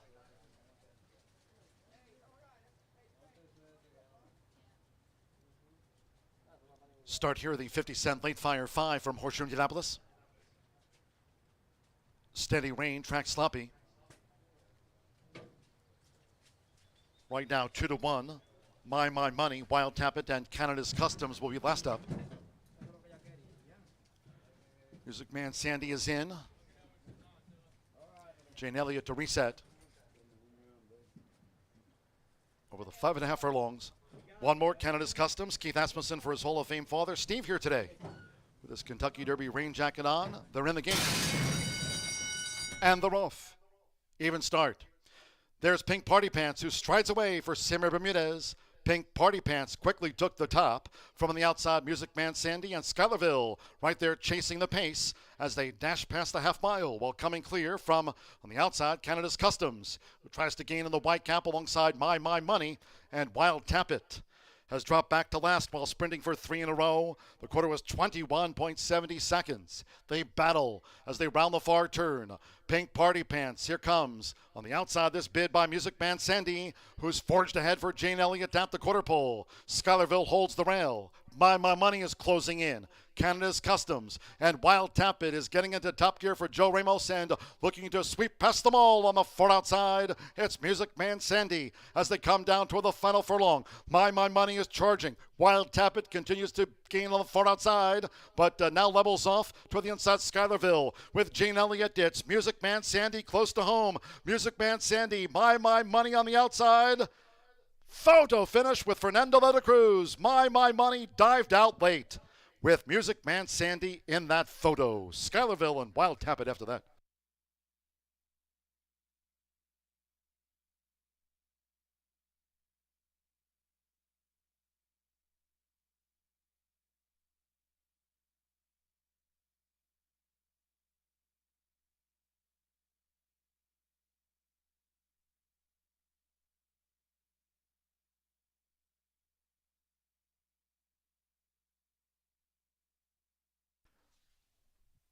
.105.20 seconds after the Fillies Mare sprint.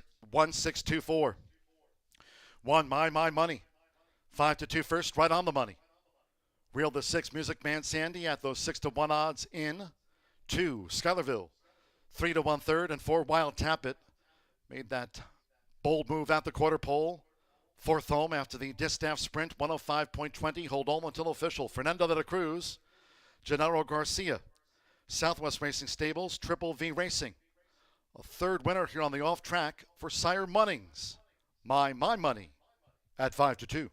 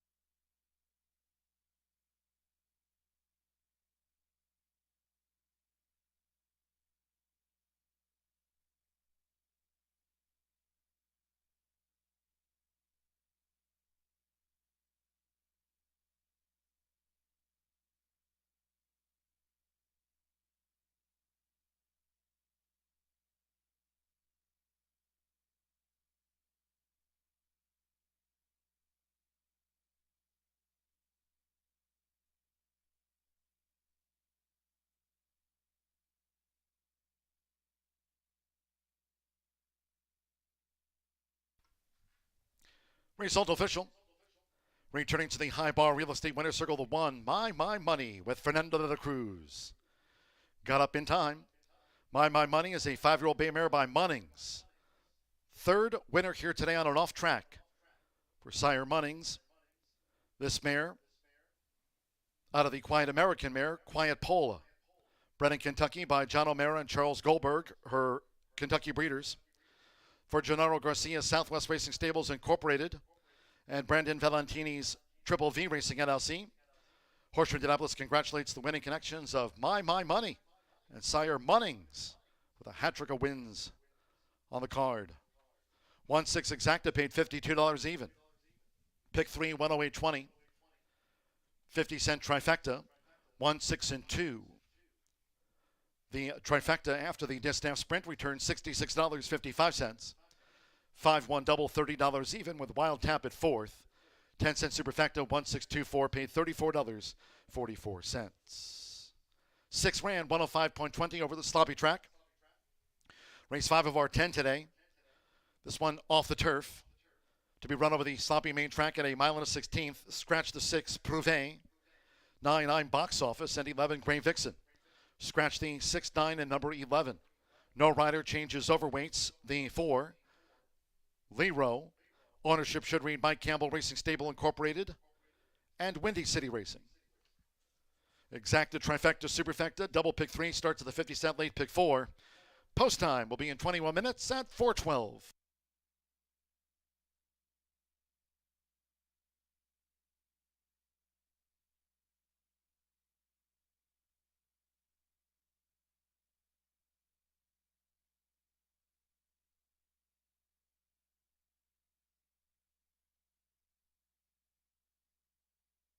They're in the game.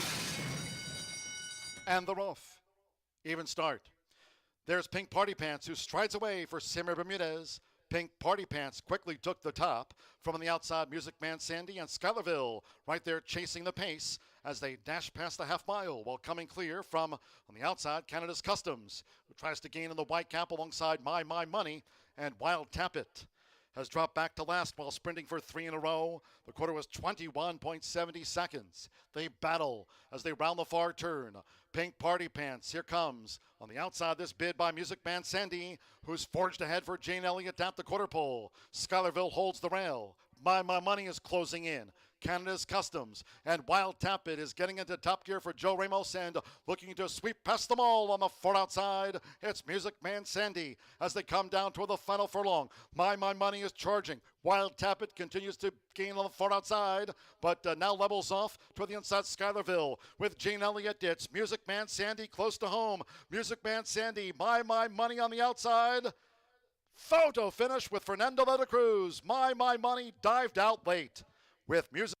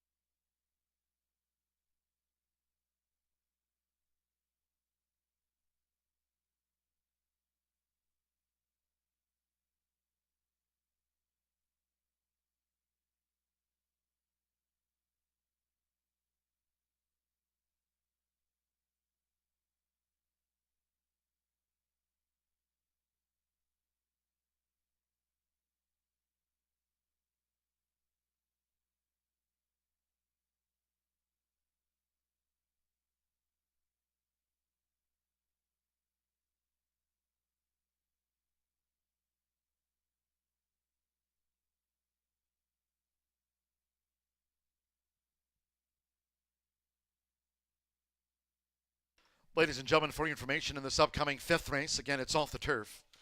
Race 5 over the sloppy main track at a mile and a 16th. Late jockey change for number 8, Wild Irish, will now be ridden by Keith Asmussen. Keith Asmussen on the 8, Wild Irish.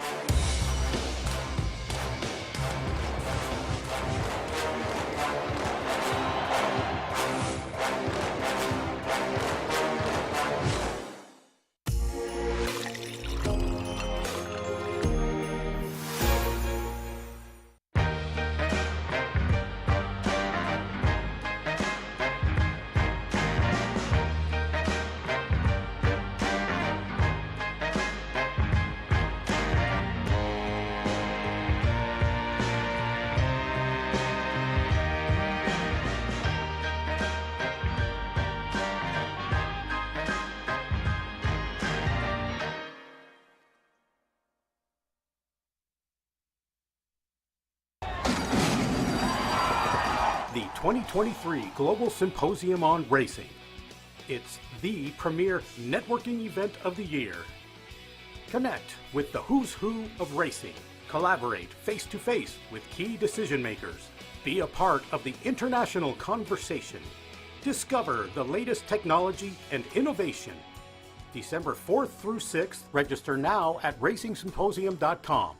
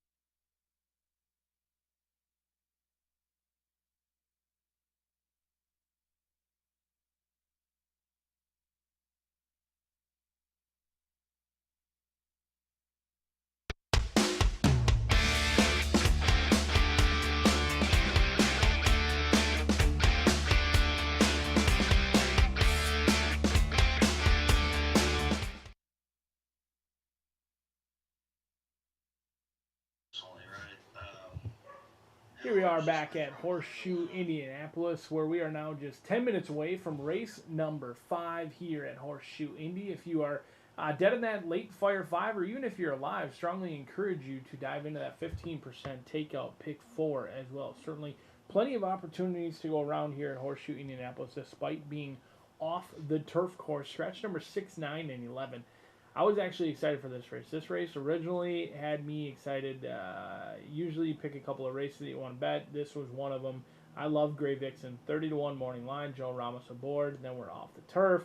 Things change a little bit. I think Hot Headed Princess deserves a look in here. This is a horse who's 5-1. Certainly deserving in this spot. And the lone win did come on the main track, on a sloppy track similar to the conditions we're having. Now, the downside of Hot Headed Princess is this a horse who's lightly raced, only start number 5. That can be a good thing or a bad thing, but also has taken on some horses that have not only made 6 figures, but have 7-time winners, horses that have exited stakes competition. Hot Headed Princess absolutely gets tested for class in this spot, but oftentimes When you get rain, you get a sloppy track. That can be the ultimate equalizer. And the one thing I do know is Hot Headed Princess absolutely relished the slop on June 29th. Now, certainly she was in against a bunch of horses that wanted to be on the turf, but no different today.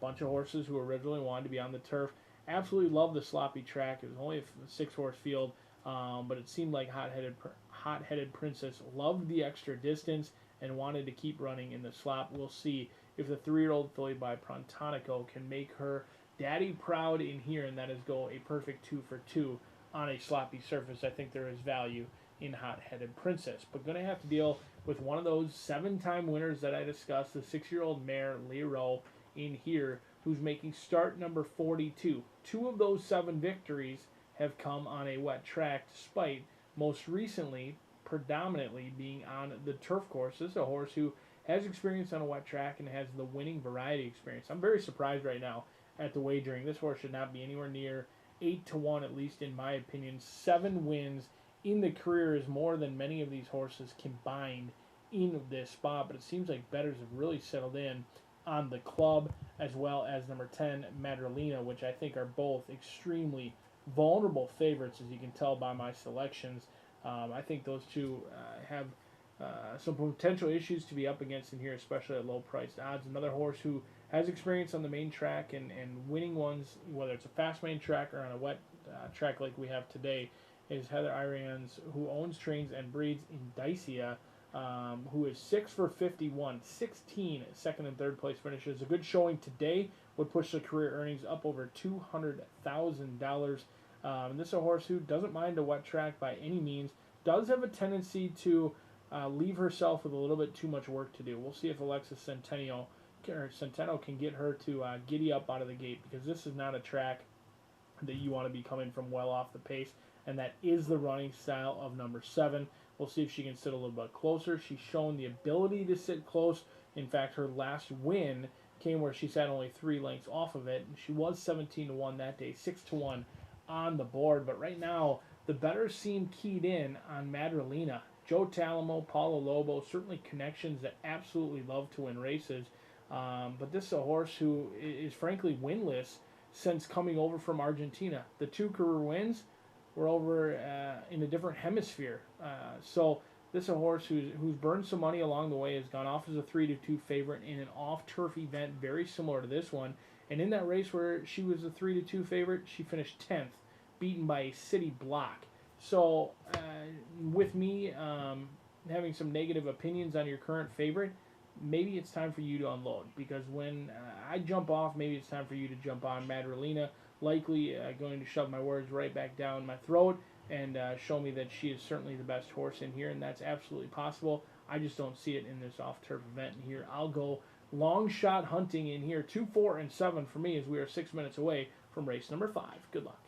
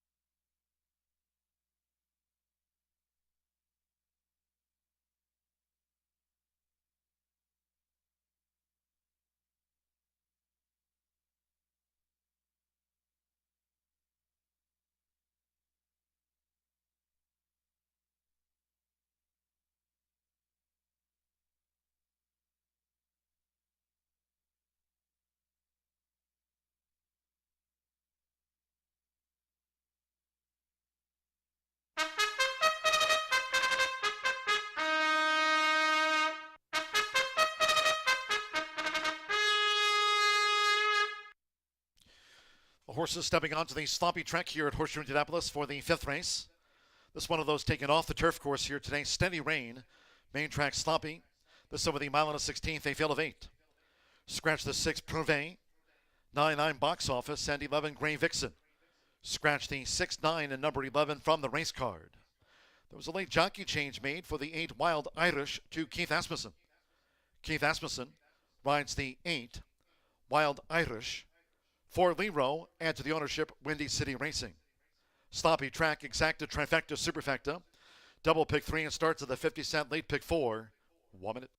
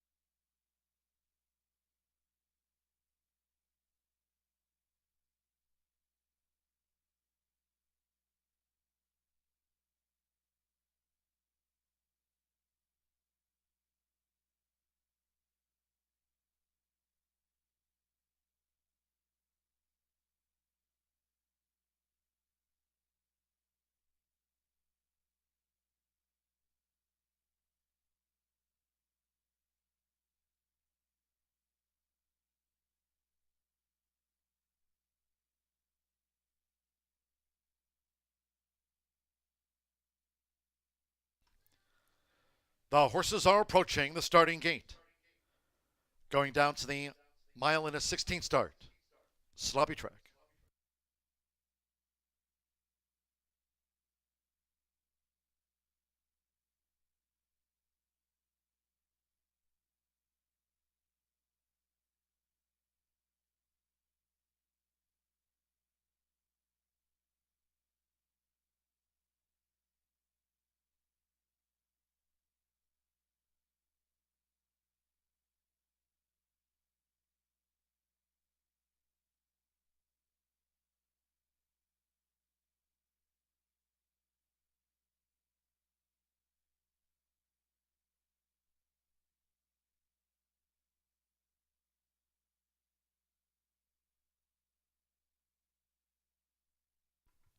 The horses have reached the starting gate.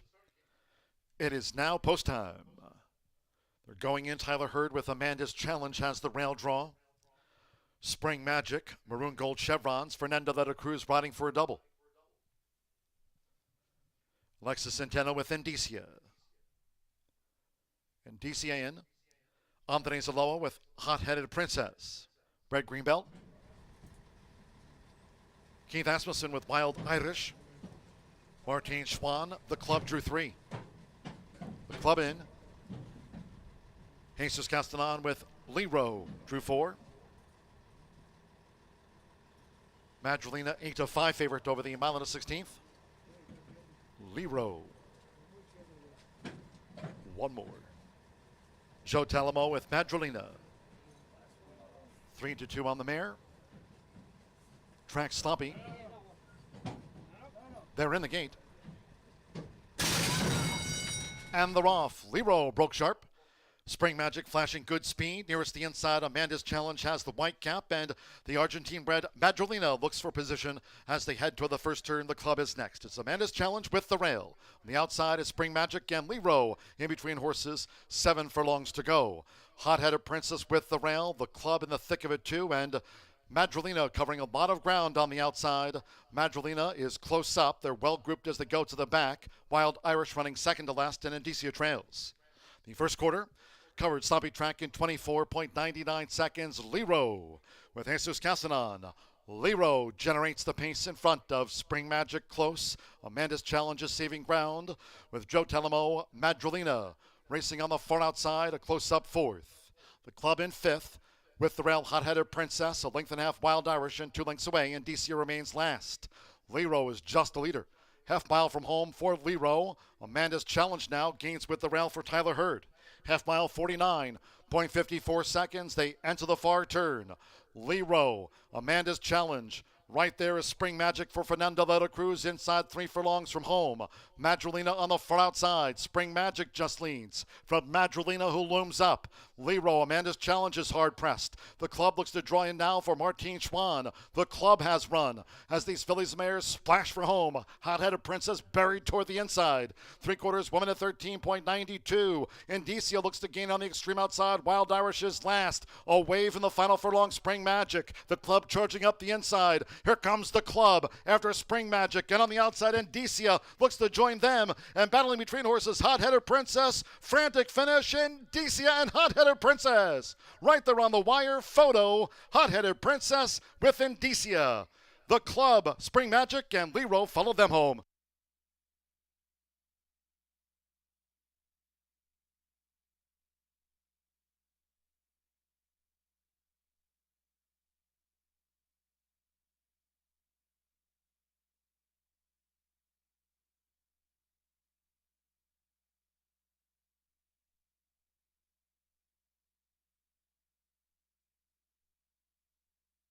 Photo finish 146.76. Photo.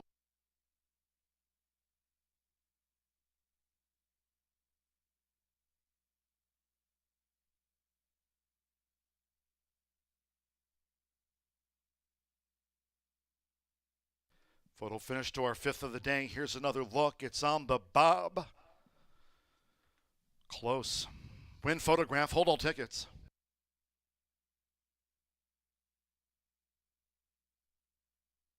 Indicia got it.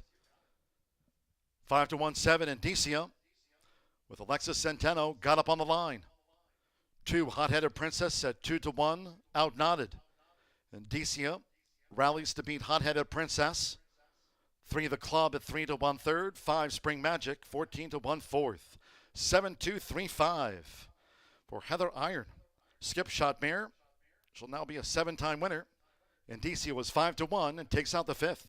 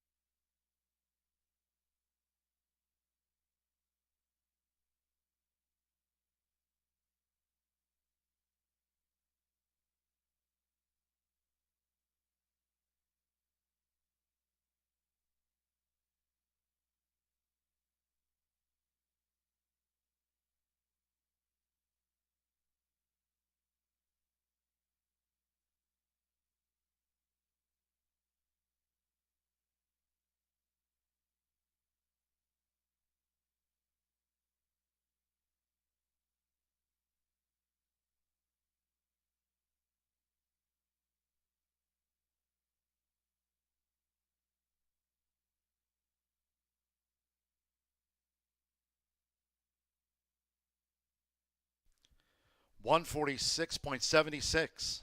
It's official. Returning to the high bar real estate winner's circle is the 7 Indicia with Alexis Centeno. A last out fourth at Kentucky Downs to Strong Odor. Today tasting the sweet smell of success for Heather Iron. 7-year-old Chestnut Mare by Skipshot. Out of Nice to Wrinkle by Henry the Navigator. Horseshoe Indianapolis congratulates the winning connections. Indicia got up on the line, out-knotted Hot-Headed Princess. The club Spring Magic fourth. 7-2 Exacta after race 5, $48 even. The 50-cent trifecta, 7-2-3 paid $39.30. 1-7 double, $49.60. Early pick 4 on 404, $845.75. The 10-cent superfecta, 7-2-3-5, $42.18. 50-cent early pick 5, 5 of 5 for $3,518.65. 8 ran, 146.76. Race 6 next. Maiden Distaff Sprint, sloppy track, all 7 run, no changes in the next one. Exacta trifecta superfecta, 10-cent pentafecta intact. We start up another double in pick 3 on a 10-race card. No live racing on Friday. Saturday's an all-quarter horse day. Saturday pink out. Rise and Shine first off at 10:45 a.m. on Saturday's pink out card. The maiden sprint here at 4:45.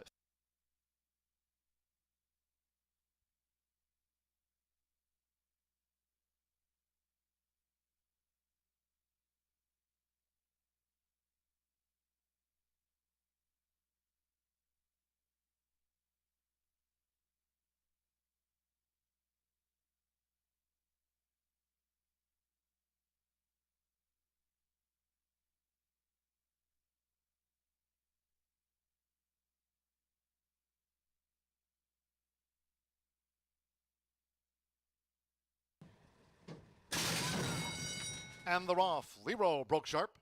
Spring Magic flashing good speed. Nearest the inside, Amanda's Challenge has the white cap, and the Argentine-bred Madrolina looks for position as they head toward the first turn. The club is next. It's Amanda's Challenge with the rail. On the outside is Spring Magic and Lero in between horses. 7 furlongs to go. Hot-Headed Princess with the rail. The club in the thick of it too, and Madrolina covering a lot of ground on the outside. Madrolina is close up. They're well grouped as they go to the back. Wild Irish running second to last, and Indicia trails. The first quarter covered sloppy track in 24.99 seconds. Lero with Jesus Casanon. Lero generates the pace in front of Spring Magic close. Amanda's Challenge is saving ground with Joe Telemo. Madrolina racing on the far outside, a close-up fourth. The club in fifth. With the rail, Hot-Headed Princess, a length and a half Wild Irish, and 2 lengths away, and Indicia remains last. Lero is just the leader. Half mile from home for Lero. Amanda's Challenge now gains with the rail for Tyler Hurd. Half mile, 49.54 seconds. They enter the far turn. Lero, Amanda's Challenge. Right there is Spring Magic for Fernando de la Cruz inside 3 furlongs from home. Madrolina on the far outside. Spring Magic just leads from Madrolina, who looms up. Lero, Amanda's Challenge is hard pressed. The club looks to draw in now for Martine Schwann. The club has run as these fillies mares splash for home. Hot-Headed Princess buried toward the inside. 3/4, 1 minute 13.92. Indicia looks to gain on the extreme outside. Wild Irish is last. A wave in the final furlong. Spring Magic. The club charging up the inside. Here comes the club after Spring Magic. And on the outside, Indicia looks to join them. And battling between horses, Hot-Headed Princess. Frantic finish. Indicia and Hot-Headed Princess. Right there on the wire photo. Hot-Headed Princess with Indicia. The club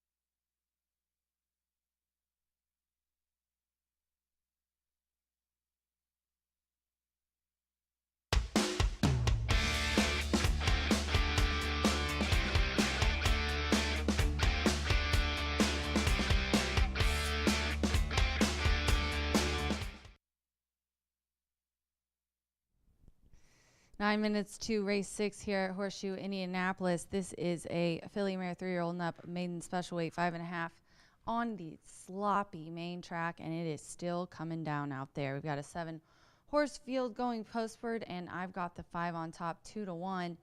Happy am I, not how happy am I, happy am I. Raylu Gutierrez comes in to ride for Dallas Stewart. This is a 3-year-old filly by Run Happy, who is making her 5th lifetime start.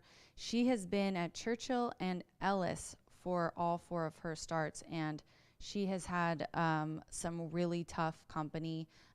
Horses like Pumpkin Scone, who's come back to win, Fancy Cabernet also. These trips, she's gotten some wide trips as well, kind of in the 5 path. She went 4 wide another time. She tried turf. And only missed, she was 5th and only missed by 2 1/4 lengths. So I think this is a much easier group. She comes here to Indiana. You know, the question mark is the wet dirt, the rain. It's definitely a little bit of a shock for some horses who haven't ran in it before, so we'll see how she takes it. But she was a $290,000 spring purchase in 2022 by West Point Thoroughbreds and Jervis Racing. We'll see what she does here. I think she just needs a little bit softer, but she's had some works since her last start, August 6th, a little freshening, and some of these are actually pretty nice. The September 4th work is a nice one, as well as the September 15th, a nice sharp work there. And she's had a recent one, September 25th. Then I'm going to go to the 4 Flying Bessie. In this entire group, the only one that's ever ran on and off track is Flying Bessie. And if you look, they were back at the end of last year at Oaklawn in the mud, and she was 2nd in neck. And then on January 29th at Oaklawn in the mud, she was 3rd. This one, she's been in tougher races. Another one that's been running up against horses that have come back to win. Next out, Afternoon Tea, Donnie, you see in here, Into Love came back to win. Just so not easy races that she's been in. She's not raced since April, though. She's had quite a bit of time off. She put in a bullet work recently at Turfway Park on the Poly, and she's got Keith Asmussen and Steve Asmussen as the jockey and trainer, and of course that's a very nice duo. So we'll see what she does here. This was a $230,000 purchase, and she's making her 8th lifetime start, but I like her a lot. I did these before I knew it was going to rain this much. Might put her on top. 4 is 2-1. And then the 2, which is the 8-5 favorite, Endora, pretty much the class. These horses have all been racing. It's tougher, but Manny Esquivel aboard for Brad Cox. This is a 3-year-old filly by Distorted Humor, and she's only made 1 lifetime start, and it was on the turf at Churchill on September 15th. It was a full horse field. She kind of went off very nicely. She had a nice start to the race. She has a little bit of early lick. She was only 2nd by a head, right behind the leader, and then she came around the turn and just she quit. So we'll see what happens. It's always an improving effort. When Brad brings them here from Churchill, from other tracks, they usually do really well.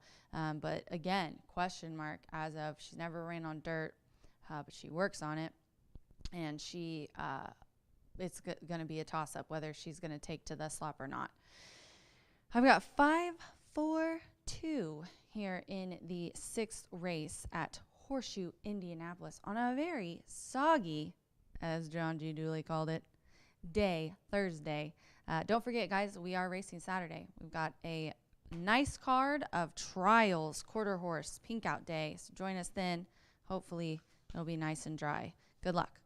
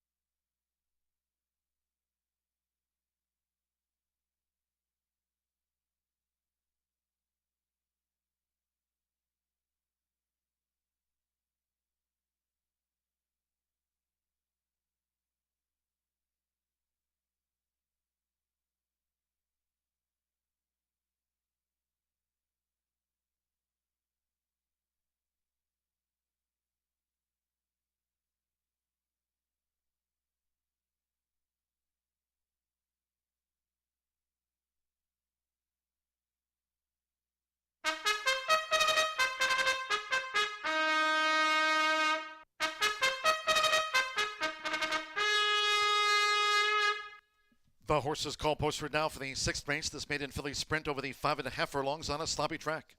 A field of 7, no changes, all 7 run. Exacta, Trifecta, Superfecta. There is the 10-cent Grand High 5 Pentafecta wager featured here on the maiden filly sprint. Starts another double and pick 3 over a sloppy track. On parade, 3 minutes to post time, due at 4:45. That's 3 minutes away.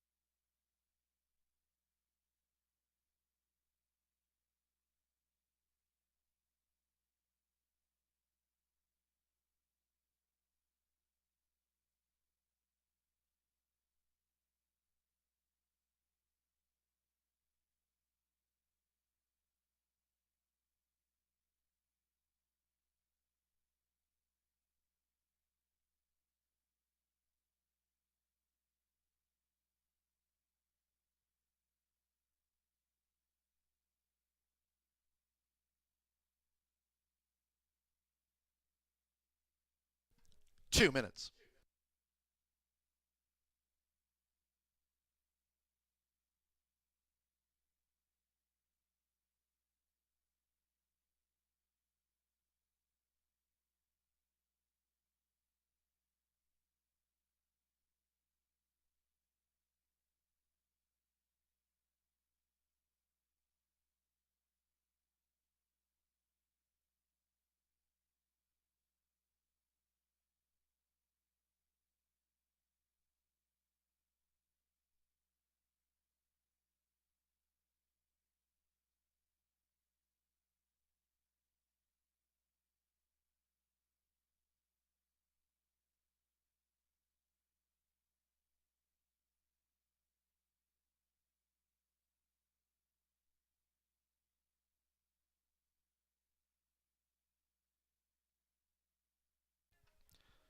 DRF formulator projected odds for this maiden filly sprint, all 7 run.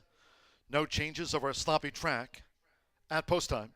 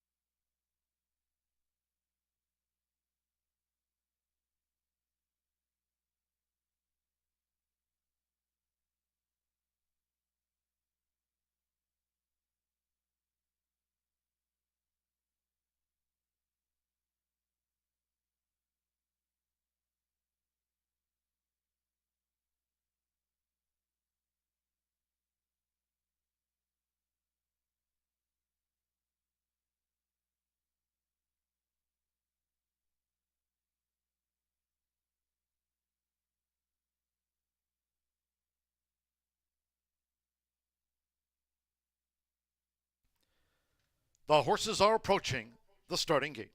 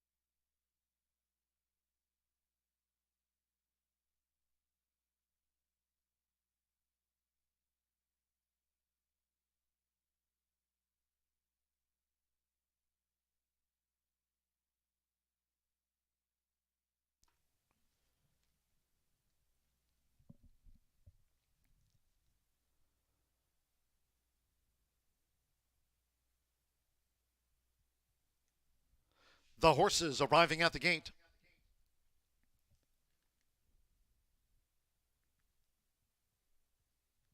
It is now post time. They're going in. Snow Princess, Alexis Centeno riding for a double. Keith Asmussen with Flying Bessie has joined Snow Princess. Manny Escobar Andorra.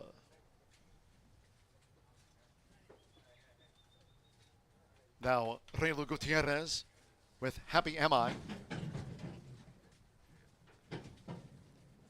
Flying Bessie 3-2 favorite. 2-1 Happy Am I and 7-2 Andorra. 5-1 Snow Princess. Alberto Burgos was Simply Complicated. Always Go to the Party debuts. Andres Calleja claims the 10-pound apprentice allowance, has 3 career wins. So one more, Josh Morales with Army Girl at 5.5 furlongs. They're in the gate.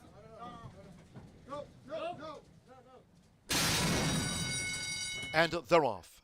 Happy Am I races away. Flying Bessie, Army Girl on the extreme outside, and Doors in the royal blue. Then toward the inside, Snow Princess with Simply Complicated in the red cap, making her 20th run. And we trail back to the first-time starter, Always Go to the Party.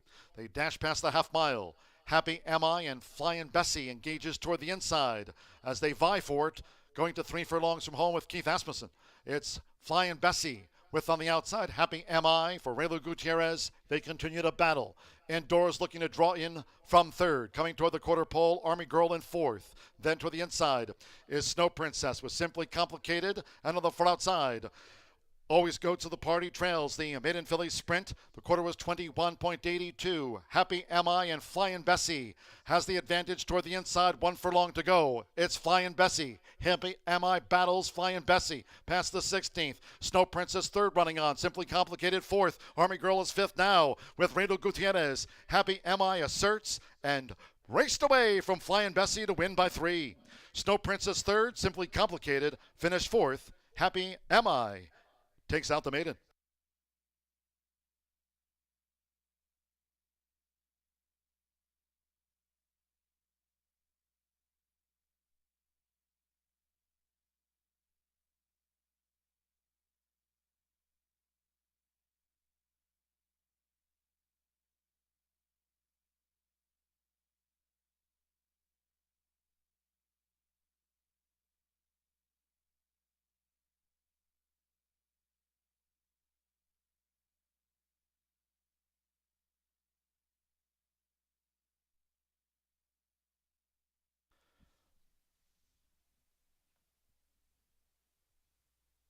.104.06 after the Maiden Filly Sprint. 104.065.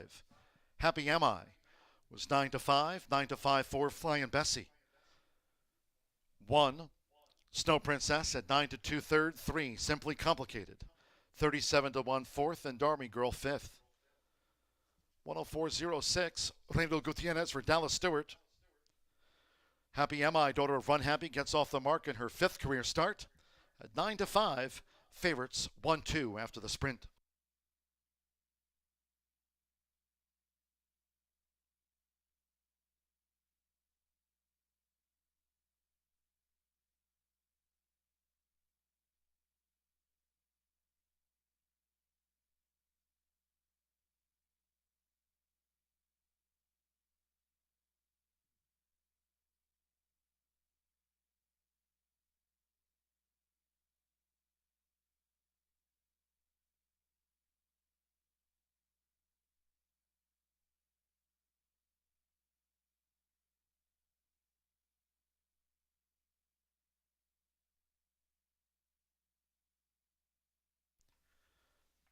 Returning to the High Bar Real Estate Winner's Circle, the 5, Happy Am I, with Relu Gutierrez. Happy Am I, 3-year-old B filly by Run Happy. And a cat dance by Forest Wildcat, bred in Kentucky by Patterson Bloodstock and Patterson and Company. Dallas Stewart trains for Terry Finley's West Point Thoroughbreds and Lori Gervais Racing LLC. Horseshoe Indianapolis congratulates the winning connections at 9-5. Happy Am I?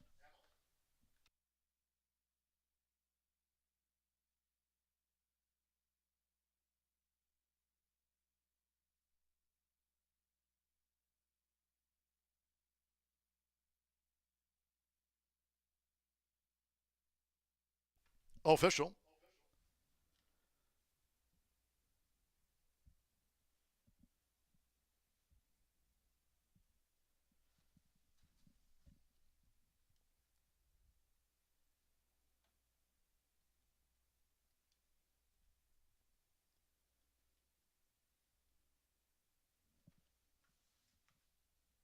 $5-4 exacta, the favorites combined for a $12.60 pay. Pick 3, 1 with the 7 with the 5, $67.45. The 50-cent trifecta, 5-4-1. Snow Princess third, paid $8.45. 7-5 double, $43 even. 10-cent superfecta, 5-4-1-3, $6.96. Army Girl fifth after the maiden filly sprint. 10-cent pentafecta, there it is, 5-4-1-3-7 fifth. $23.63. Happy Am I and Flying Bessie were both 9-5 at the off. All 7 ran, 104.06. 7th race, one of those off the turf. Main track sloppy, 1 mile and 70 yards for the next one. Scratch 3 Abra Abra and the 7 Tamarack Lady. Scratch the 3 and 7. No rider changes, 2 Red Hot Justice, 2 over. Exacta trifecta superfecta, 10-cent pentafecta, double pick 3. Post time in 22 minutes at 5:17.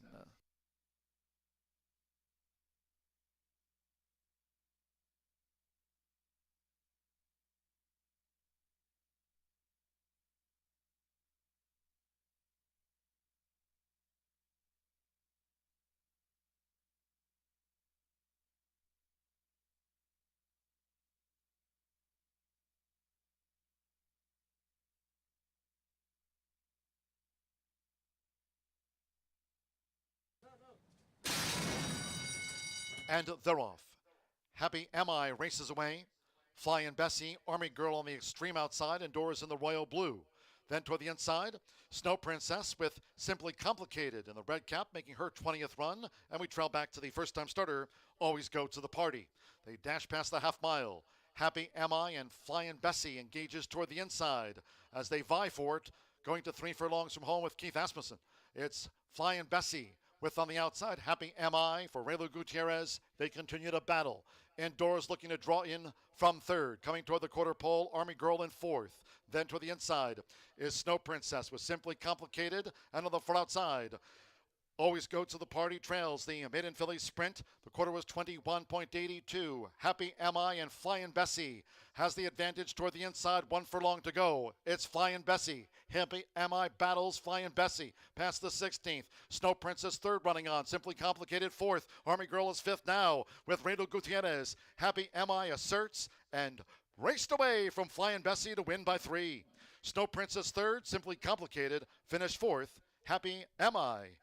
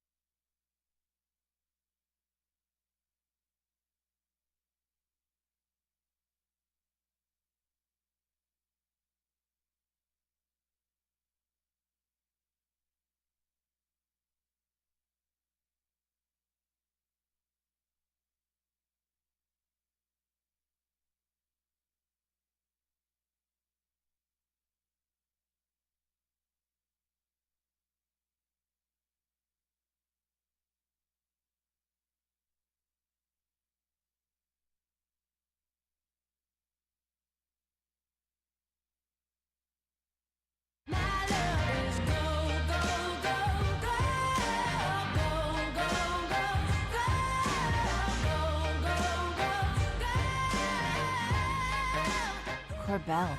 Make it gold.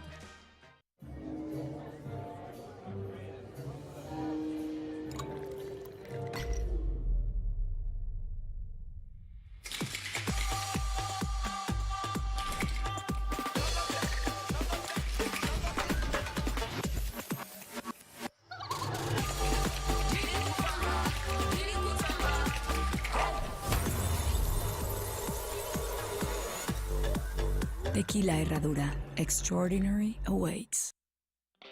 Feel the excitement with TwinSpires.com, the official betting partner of the Kentucky Derby and Breeders' Cup. With TwinSpires.com, place legal wagers and watch live horse racing wherever you are on any device. Sign up, play, and win today. New players use promo code FREE100 on sign up to start your $100 bonus. With TwinSpires.com, you can bet on horse racing. Get the TwinSpires.com app to receive special offers and the most up-to-date information. Terms and conditions apply. Void where prohibited. Please wager responsibly. And they're off.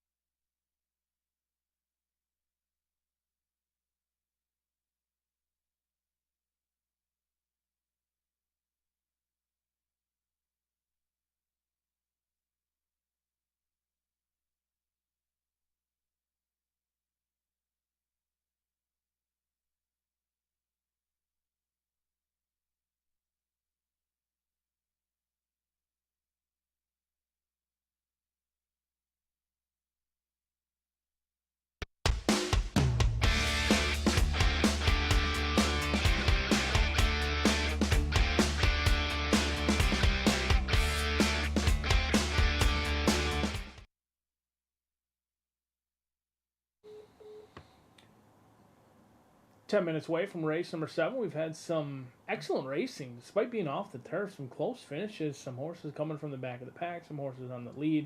Had a little bit of everything here at Horseshoe Indianapolis. Race number 7, the final event that was originally carded to be on a different surface. That surface was the turf. The now surface is a sloppy main track, a mile and 70 yards. Do scratch number 3 and number 7 out of this event. Now, I want to be honest, I had Red Hot Justice as not only a top play, but a single for me in the pick 5 originally on the turf. I loved Red Hot Justice today on the turf.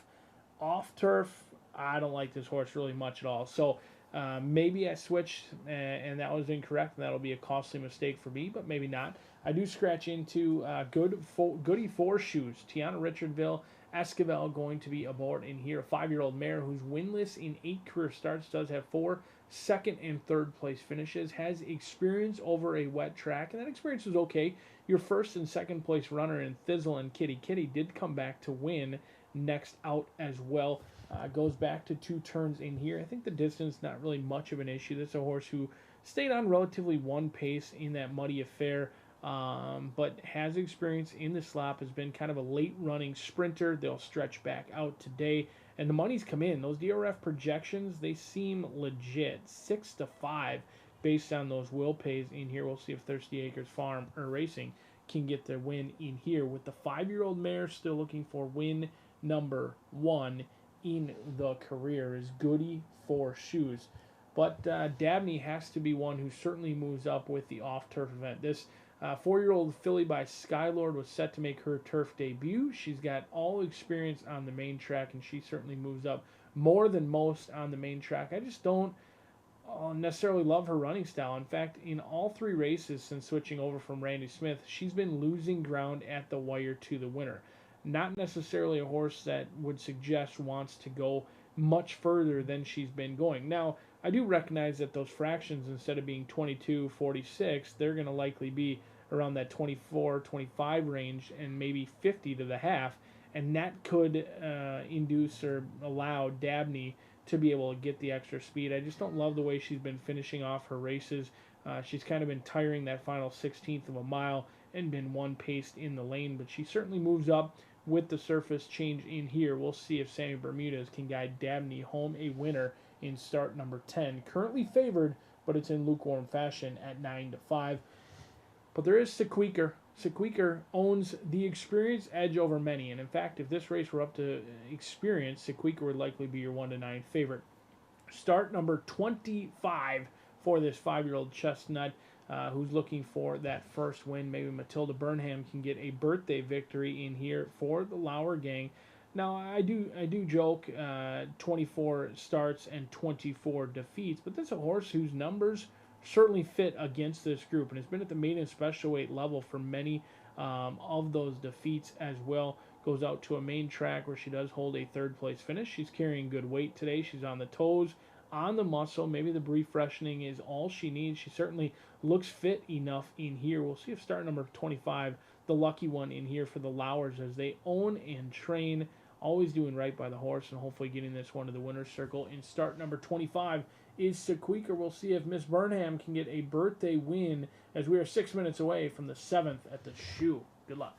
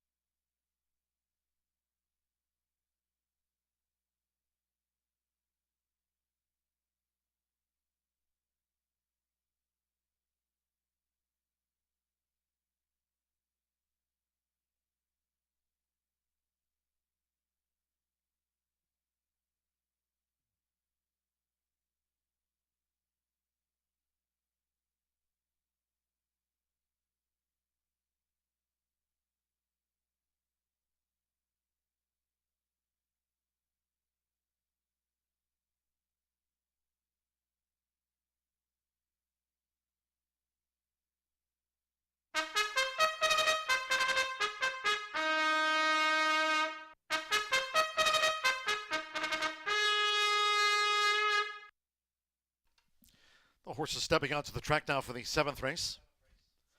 Maiden fillies and mares over the 1 mile and 70 yards. Track sloppy. Infield of 7. Scratch 3 Abra Abra and 7 Tamarack Lady. Scratch the 3 in number 7. No rider changes. 2 Red Hot Justice. 2 over. Exacta Trifecta. Superfecta. 10-cent Grand High 5. Pentafecta wagers on the maiden. Double pick 3. Parading with 3 minutes to post time. 3 minutes.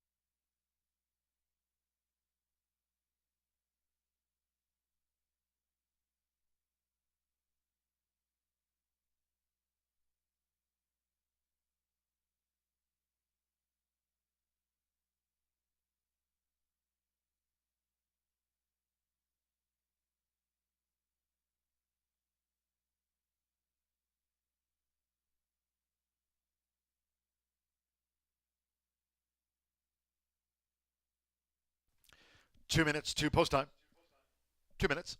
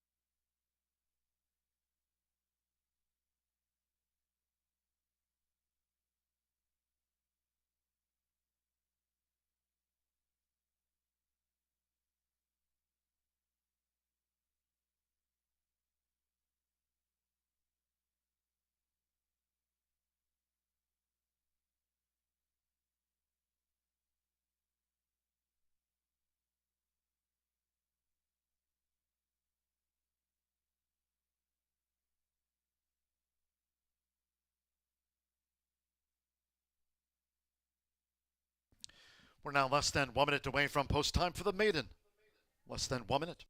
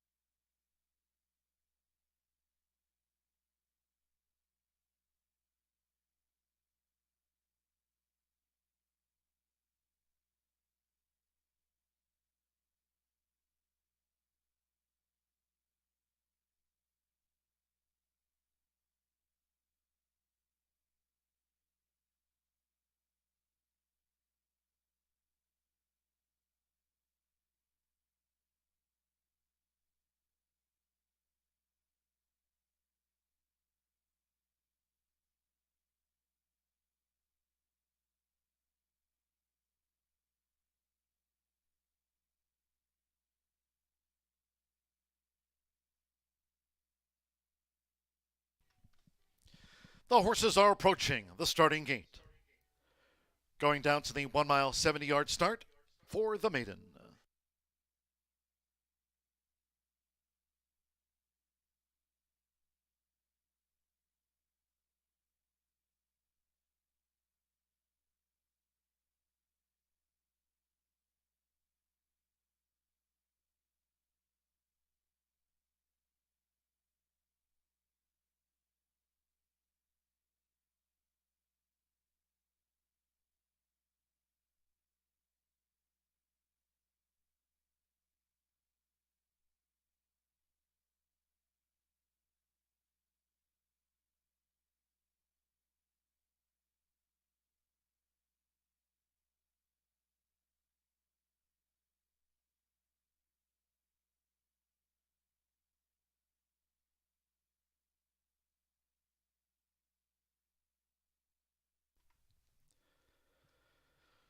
The horses have reached the starting gate.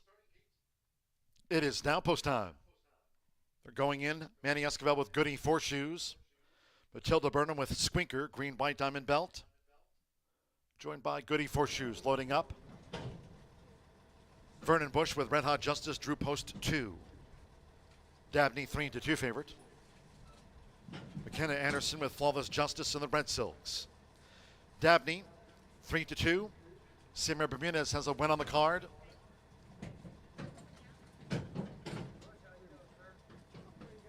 Handle Leahy with Carolyn's Angel. Dabney loaded. 1 mile and 70 yards. One more. 10 little victories. Fernando Little Cruz on the Thursday scoreboard here at the Shoe Sloppy Track. They're in the gate. And they're off. There's 10 little victories. Right to the front for Fernando Letta Cruz and right toward the rail in front of Dabney, who's in pursuit. Then toward the inside, Goody Four Shoes with Red Hot Justice. Squeakers in the green cap. Carolyn's Angels on the extreme outside with 7 furlongs to run. And in the meantime, while dropping back to last near the rail, Flawless Justice trails. As these maiden fillies and mares go to the back of the off track, it's 10 little victories. 10 little victories has made the front while racing 3 clear from Goody Four Shoes and Dabney. A joint second. Squeaker is up into 4th. Then toward the inside, Red Hot Justice in 5th position. Zabrinko 6 more to Carolyn's Angel, and in turn another 8 lengths back to Flawless Justice, who remains last to the 7th. The first quarter for the 29-1 leader, 10 little victories. A flat 25 seconds. 10 little victories slows them up. 10 little victories dictates terms to Dabney. Goody Four Shoes, blue with the orange sleeves, looking to gain out the rail. Squeakers in 4th at the 3.5. It's a break of 8 more to Red Hot Justice. Still 4 to Carolyn's Angel, and Flawless Justice remains a remote last. The front runner, 10 little victories still. Half mile, 49.73 seconds. It's 10 little victories as Dabney starts their draw in now for Samir Bermudez. Dabney in the maroon cap. And Squeakers on the far outside. Goody Four Shoes, and the rest are detached. They straighten away. 3/4, 1 minute, 15.31 seconds. It's Dabney. Goody Four Shoes up the rail. 10 little victories is drop back. Squeaker on the far outside needs to lift in the final furlong with Manny Escobar. Goody Four Shoes leads Dabney now by 3 past the 16th. Goody Four Shoes, the daughter of Manba. Goody Four Shoes by 5.5 from Dabney. Squeaker 3rd, 4th photo. Red Hot Justice with 10 little victories, then Carolyn's Angel.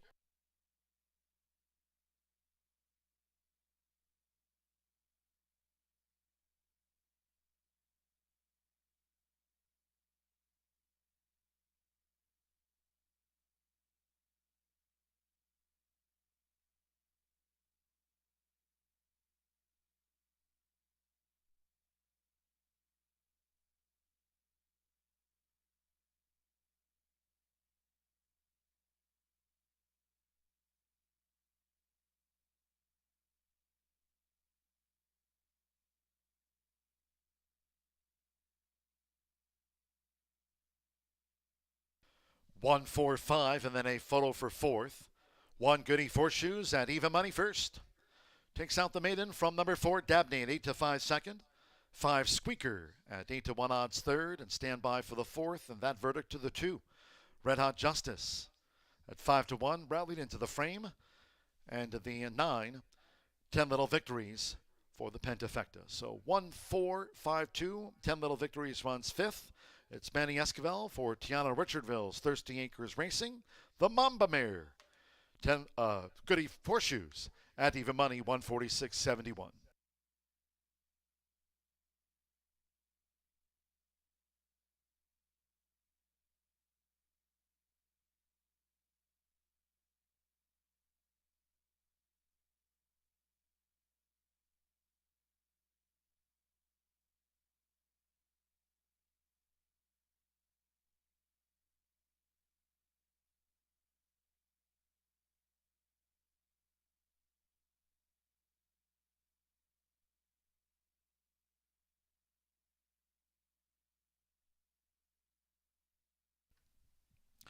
Returning to the high bar real estate winner's circle is the 1, Goody Horseshoes with Manny Esquivel.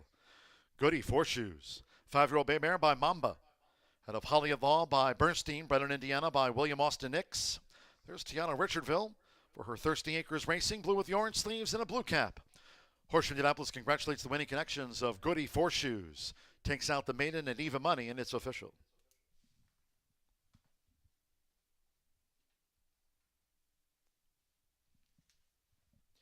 One for Exacta paid $10.20.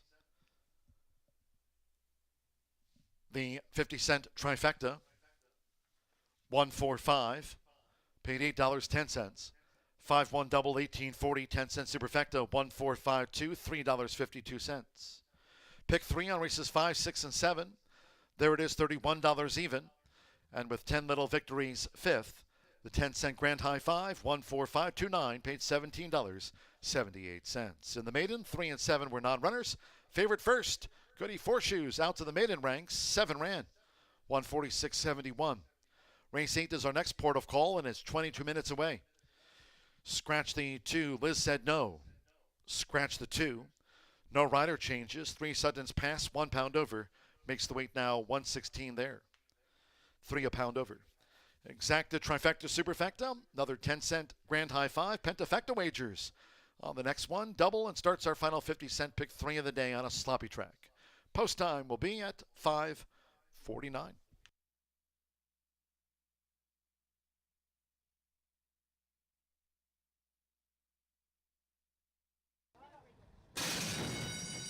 And they're off. There's 10 Little Victories. Right to the front for Fernando Vera Cruz and right toward the rail in front of Dabney, who's in pursuit. Then toward the inside, Goody Horseshoes with Red Hot Justice. Squeakers in the green cap. Carolyn's Angels on the extreme outside with 7 furlongs to run. And in the meantime, while dropping back to last near the rail, Flawless Justice trails. As these maiden fillies and mares go to the back of the off track, it's 10 Little Victories. 10 Little Victories has made the front while racing 3 clear from Goody Horseshoes and Dabney. A joint second. Squeaker is up into 4th. Then toward the inside, Red Hot Justice in 5th position. It's a break of 6 more to Carolyn's Angel, and in turn another 8 lengths back to Flawless Justice, who remains last to the 7th. The first quarter for the 29-1 leader, 10 Little Victories. A flat 25 seconds. 10 Little Victories slows them up. 10 Little Victories dictates terms to Dabney. Goody Horseshoes, blue with the orange sleeves, looking to gain out the rail. Squeakers in 4th at the 3.5. It's a break of 8 more to Red Hot Justice. Still 4 to Carolyn's Angel, and Flawless Justice remains a remote last. The front runner, 10 Little Victories still. Half mile, 49.73 seconds. It's 10 Little Victories as Dabney starts their draw in now for Sammy Bermudez. Dabney in the maroon cap. And Squeakers on the far outside. Goody Horseshoes, and the rest are detached. They straighten away. 3/4, 1 minute 15.31 seconds. It's Dabney. Goody Horseshoes up the rail. 10 Little Victories is dropped back. Squeaker on the far outside needs to lift in the final furlong with Manny Esquivel. Goody Horseshoes leads Dabney now by 3 past the 16th. Goody Horseshoes, the daughter of Mamba. Goody Horseshoes by 5.5 from Dabney. Squeaker 3rd, 4th photo. Red Hot Justice with 10 Little Victories, then Carolyn's Angel.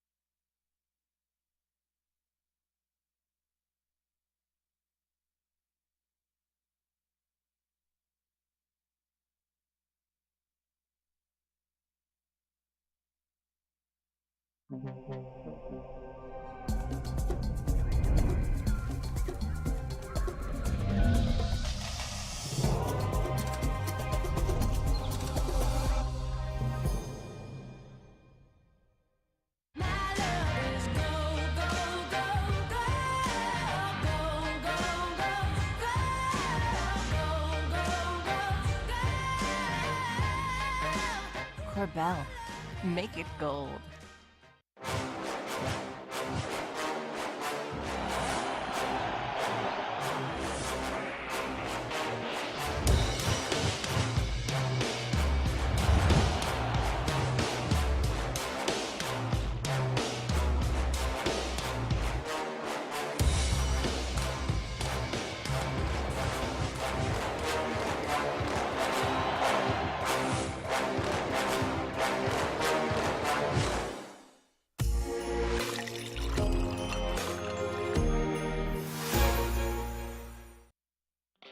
Feel the excitement with TwinSpires.com, the official betting partner of the Kentucky Derby and Breeders' Cup. With TwinSpires.com, place legal wagers and watch live horse racing wherever you are on any device. Sign up, play, and win today. New players use promo code FREE100 on sign up to start your $100 bonus. With TwinSpires.com, you can bet on horse racing. Get the TwinSpires.com app to receive special offers and the most up-to-date information. Terms and conditions apply. Void where prohibited. Please wager responsibly. Post time 12 minutes away for the 8th race here on a soggy day at Horseshoe Indianapolis. It's time for today's edition of This Week in Indiana Racing History. Let's go back 10 years ago. Power Broker and Martin Garcia win the Grade 2 $500,000 Indiana Derby for trainer Bob Baffert. It marks the first time the race is held at then Indiana Grand, following the move for all thoroughbred racing at the Shelbyville, Indiana track. October 5th, 2013, a decade ago, this week in Indiana Racing History.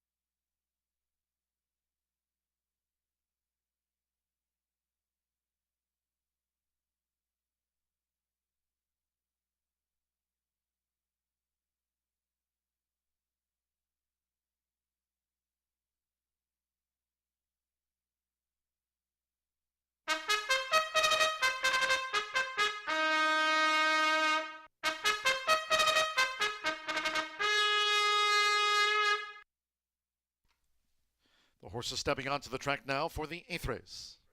This was carded for the main track at 1 mile and 70 yards. A field of 7. Scratch 2, Liz said no. Scratch the 2. 3 Sutton's Pass, 1 pound over. Exacta, trifecta, superfecta, 10-cent pentafecta. Double, final pick 3 of a 10-race day. Sloppy track. 3 minutes to post time. 3 minutes.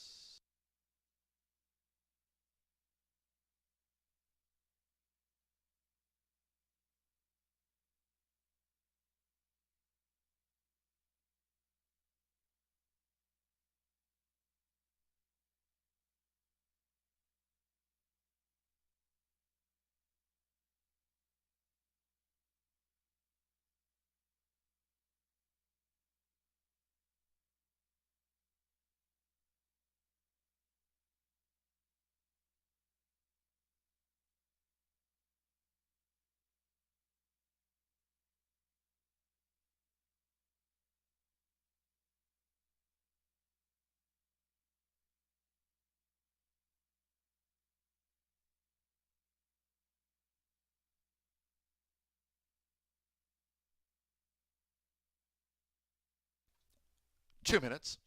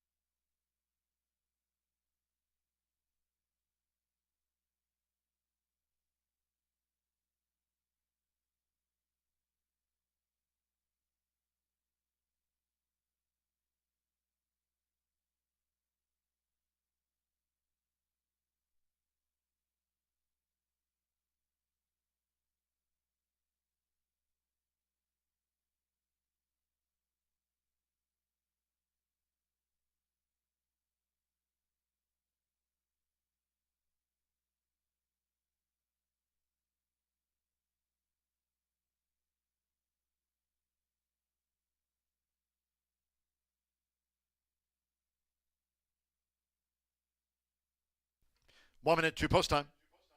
1 minute.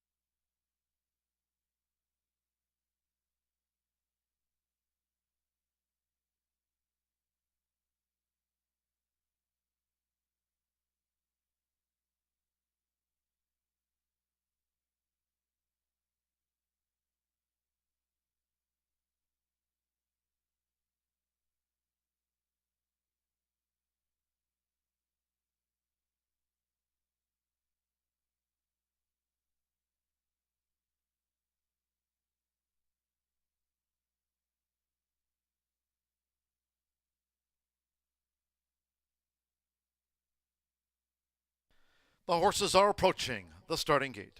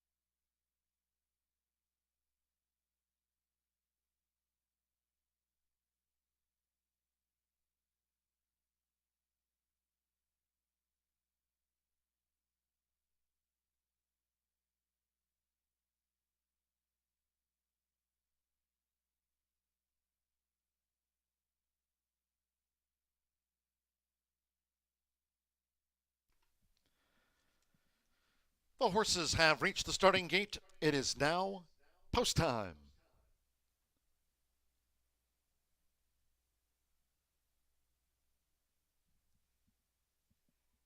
Pat's Palace, the 6-5 favorite. Now they're going in. Lush Be a Lady, Alexis Centeno, and Deanna Richterville, both with wins on the card. Matilda Burnham with Mean Elenita.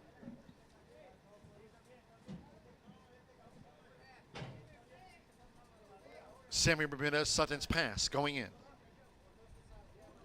Air Horse 1 drone view. We've had an off track since the opening bell.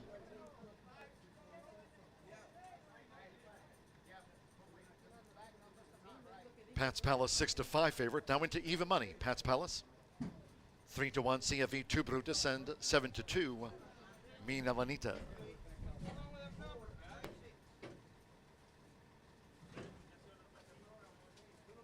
They just backed Mean Elenita out.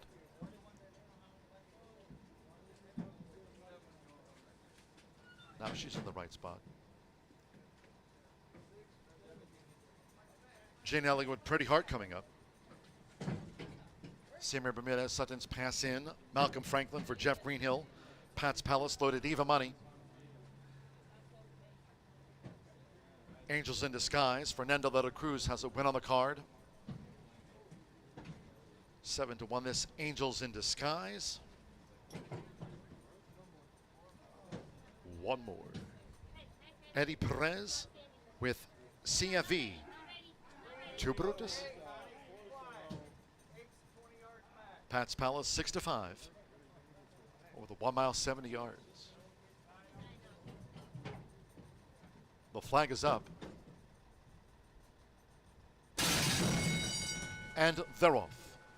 Sutton's Pass broke sharp. Lush Be a Lady. There's Pat's Palace in the green cap, and Angels in Disguise strides up and looks to angle in while clear as they enter the first turn. It's Pat's Palace on top. 7 furlongs to go. Pat's Palace has the early lead from Angels in Disguise. Sutton's Pass, Pretty Heart running in 4th. Lush Be a Lady is next in 5th, while a length and a half in front of Mean Elenita in the green silks, and deeper out on this off track, CFE 2 Brutus trails. It's Pat's Palace with Malcolm Franklin. Pat's Palace takes them through an opening quarter in 24.52. Angels in Disguise in the white cap. Pretty Heart is 3 deep uncovered, and near the front, Pat's Palace to a half mile from home. Sutton's Pass running in 4th. Mean Elenita looking to gain at the inside for Matilda Burnham. CFE 2 Brutus up 1 spot, and Lush Be a Lady has dropped back to 7th.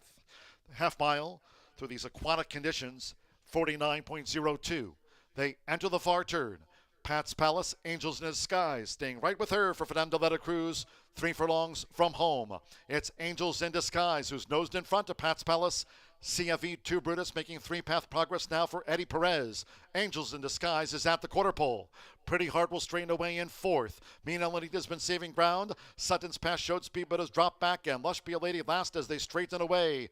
Well out into the track, CFE 2 Brutus has taken the lead. 3/4, 1 minute 14.59 seconds. These fillies mares come down to the final furlong. CFE 2 Brutus has raced away to a 5-length lead. Mean Elenita's charging hard. Pretty Heart and Pat's Palace packed it in. They're close to home. CFE 2 Brutus. CFE 2 Brutus holding on by 3/4 of a length under a confident Eddie Perez. Mean Elenita was second, Pretty Heart third, and then further back to Sutton's Pass, Let's Be a Lady, Pat's Palace dropped away, and Angels in Disguise after Vying was last home.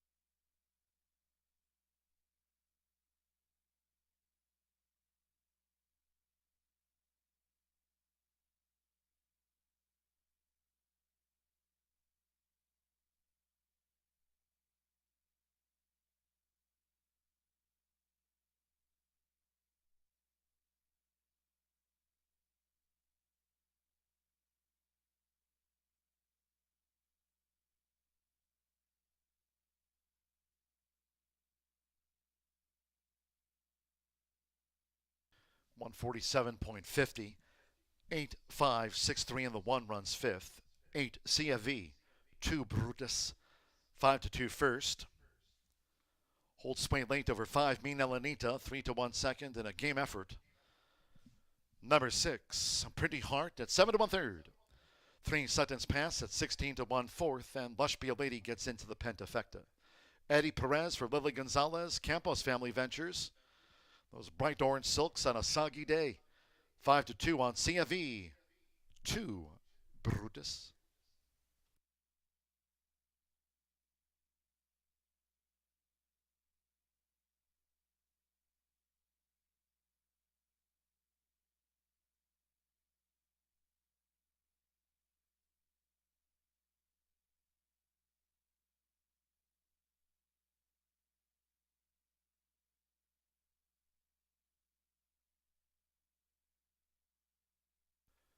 Stepping into the high bar real estate winner's circle is the 8 CFV, 2 Brutus with Eddie Perez. CFV 2 Brutus is a 4-year-old bay filly by 2 Brutus. Out of the Roman Ruler mare, Acid Rain. Bred in Indiana by Ridgecrest Farm, Lily Gonzalez trains for Campos Family Ventures LLC of Gladys Campos et al. Horseshoe Indianapolis congratulates the winning connections of CFV. 2 Brutus.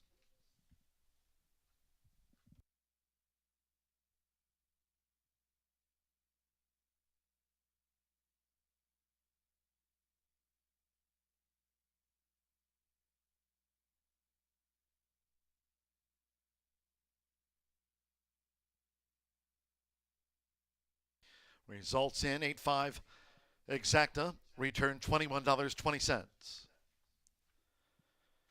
50-cent trifecta, 8-5-6, $20.60. 1-8 double, 21.40, 50-cent late, pick 4 on 4-4. $141.75. Sutton's Pass fourth. 10-cent superfecta, 8-5-6-3, $19.52. Pick 3, $15. 50-cent late fire 5, 7.85.90. Pentafecta, $70.12. Lush Be a Lady fifth. 146.50 for our final thoroughbred race of the day. A couple of quarter horse dashes over a sloppy track. Really no wind to speak of. Ninth race scratched the also eligibles. 11, 12, 13, and 14 all have been scratched. No rider changes. Overweights, 1 Beach King plus 5, 2 Mr. Little Bit Wagon plus 2. 3 Cash on Jess 7 over, 5 Effie Houdini 2 over. 6 DNA the Black Marfa plus 5, 7 He's in the Fast Lane 7 over. 8 Apple Pie Moonshine 7 over. 9 Beach Bunny 7 over. 10 HF Renegade 7 over.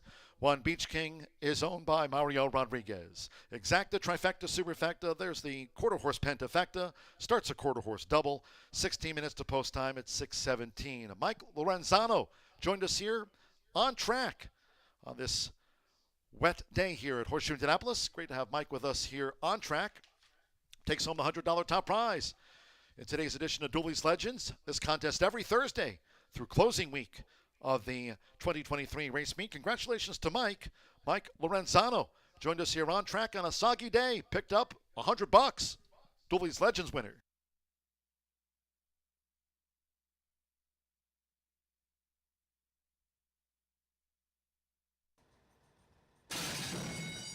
And they're off. Sutton's pass broke sharp. Blush Be a Lady. There's Pat's Palace in the green cap, and Angels in Disguise strides up and looks to angle in while clear as they enter the first turn. It's Pat's Palace on top. 7 furlongs to go. Pat's Palace has the early lead from Angels in Disguise. Sutton's pass, Pretty Heart running in 4th. Lush Be a Lady is next in 5th, while a length and a half in front of Mean Elenita in the green silks, and deeper out on the soft track, CFE to Brutus trails. It's Pat's Palace with Malcolm Franklin. Pat's Palace takes them through an opening quarter in 24.52. Angels in Disguise in the white cap. Pretty Heart is 3 deep uncovered, and near the front, Pat's Palace to a half mile from home. Sutton's pass running in 4th. Mean Elenita looking to gain at the inside for Matilda Burnham. CFV 2 Brutus up 1 spot, and Lush Be a Lady has dropped back to 7th. Half mile through these aquatic conditions, 49.02. They enter the far turn. Pat's Palace, Angels in Disguise, staying right with her for Fernando Letta Cruz, 3 furlongs from home. It's Angels in Disguise who's nosed in front of Pat's Palace. CFE 2 Brutus making 3-path progress now for Eddie Perez. Angels in Disguise is at the quarter pole. Pretty Heart will straighten away in 4th. Mean Elenita's been saving ground. Sutton's pass showed speed but has dropped back, and Lush Be a Lady last as they straighten away. Well out into the track, CFE 2 Brutus has taken the lead. 3/4 1 minute 14.59 seconds. These fillies mares come down to the final furlong. CFE 2 Brutus has raced away to a 5-length lead. Mean Elenita's charging hard. Pretty Heart and Pat's Palace packed it in. They're close to home. CFE 2 Brutus. CFE 2 Brutus holding on by 3/4 of a length under a confident Eddie Perez. Mean Elenita was second. Pretty Heart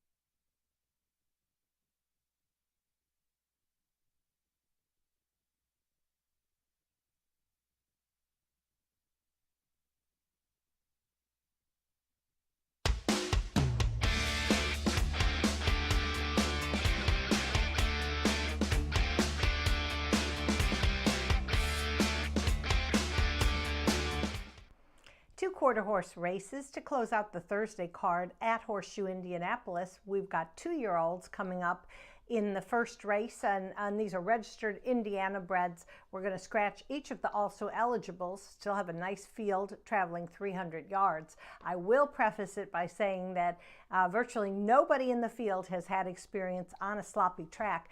You know, in thoroughbreds you've got the Tomlinson mud figures, but you don't have that in quarter horse racing. So, you know, all you can do is go by past performances, speed, and then just look at the horses when they're warming up. Some of them are going to really look like they want to be on that sloppy condition. Others look like they're dreading it, and then take that into account when you're going to the windows.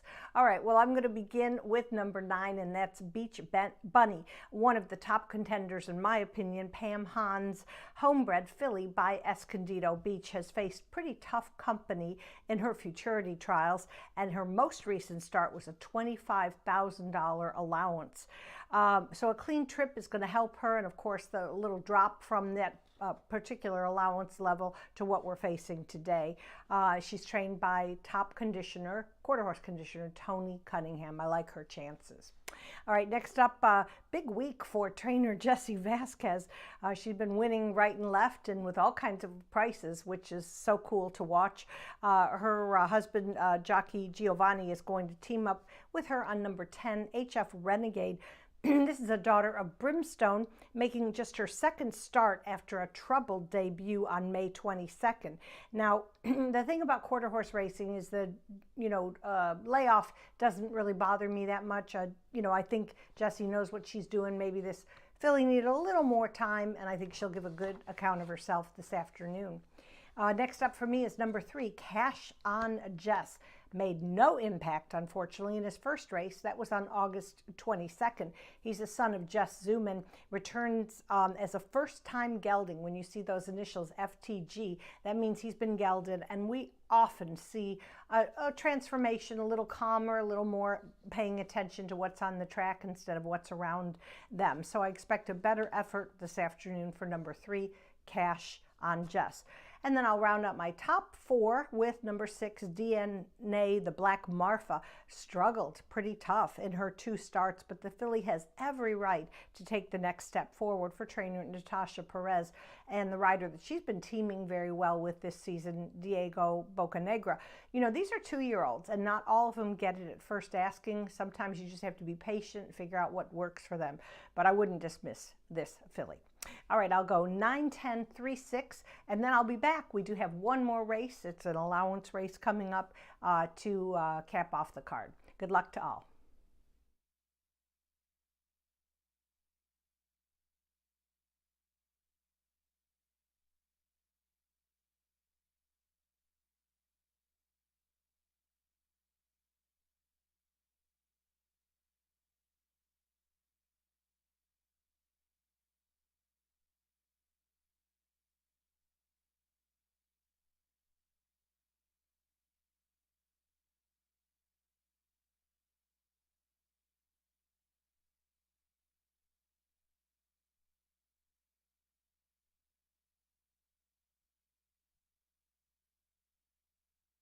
Late scratch number 2, Mr. Lilbit Wagon.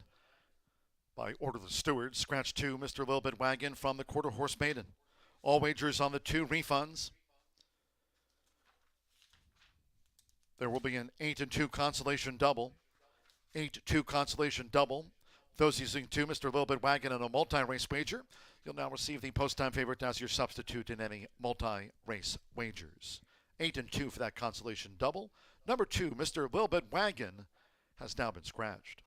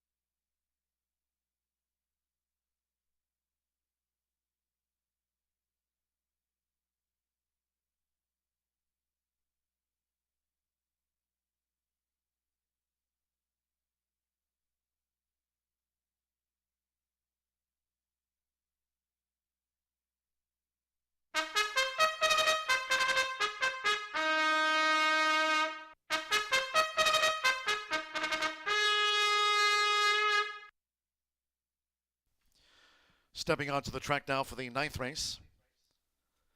Quarter horse maiden juvenile over the 300 yards. Sloppy. Scratch the also eligibles 11. Shazilla on the bench. 12 Hello Gabs. 13 R Eagle and 14 Candy Stone. Also late scratch on 2 Mr. Little Bit Wagon. 2 Mr. Little Bit Wagon. That was a late scratch. 8 and 2 will be that consolation double. The also eligibles were scratched off the program earlier today. No rider changes. Overweights, 1 Beach King plus 5, 3 Cash on Jess, 7 over. 5 Effie Houdini plus 2, 6 DNA the Black Marfa plus 5, 7 He's in the Fast Lane, 7 over.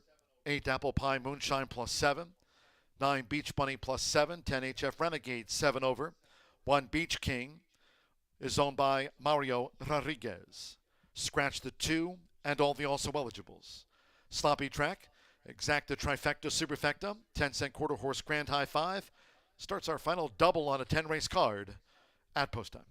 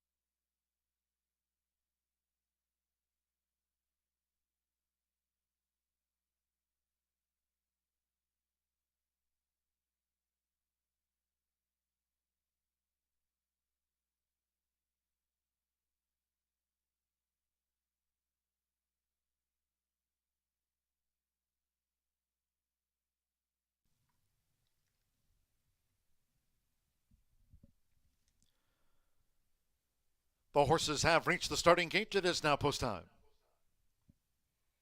He's in the Fast Lane, uses the flipping halter.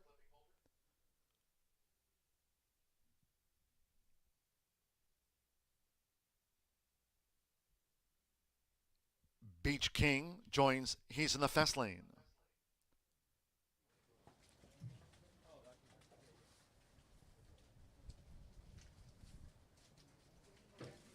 Effie Houdini. Beach Bunny 8-5 favorite. 2-1 Beach King. On this wet day. Sloppy track. Cash on Jess. On Carita has a blue cap. DNA, the Black Marfa. DNA, the Black Marfa went in okay. Apple Pie Moonshine Again, there was a late scratch on 2, Mr. Little Bit Wagon, 8 and 2, a consolation double. The 2's a non-runner. Couple them back. Danny Martinez with Beach Bunny, turquoise black stripes. 8 to 5 on Beach Bunny. 5 to 2 Beach King, and 5 to 1 HF Renegade. Coming up with Hugo Macias. At 300 yards, sloppy track.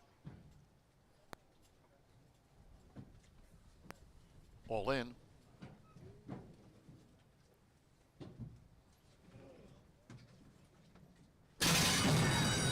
And they're off. HF Renegade from that inside gate. Cash on Jess. Beach King has the rail and just leads the maiden juvenile. 220 yards to go. It's Beach King. Here comes Ankarita with a blue cap. It's Ankarita. Ankarita has won it from Effie Houdini. Third photo. Cash on Jess with Beach Bunny and Beach King.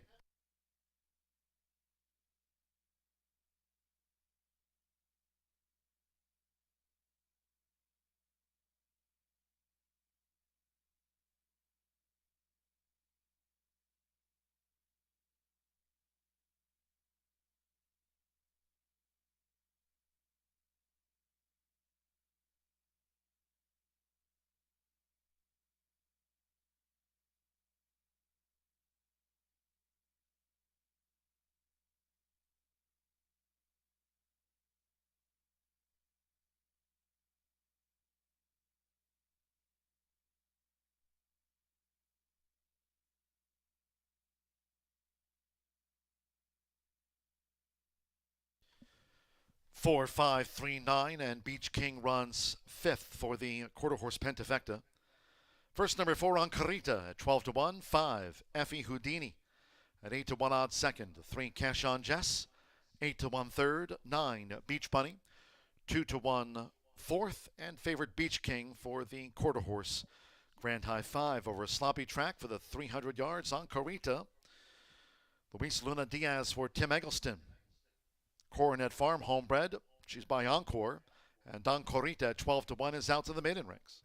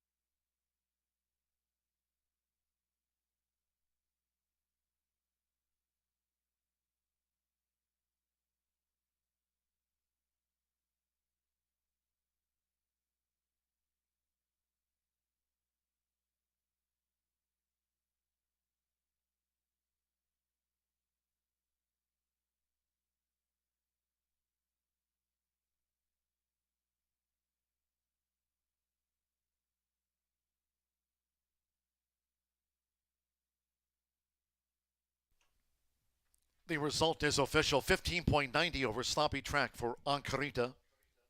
15.90.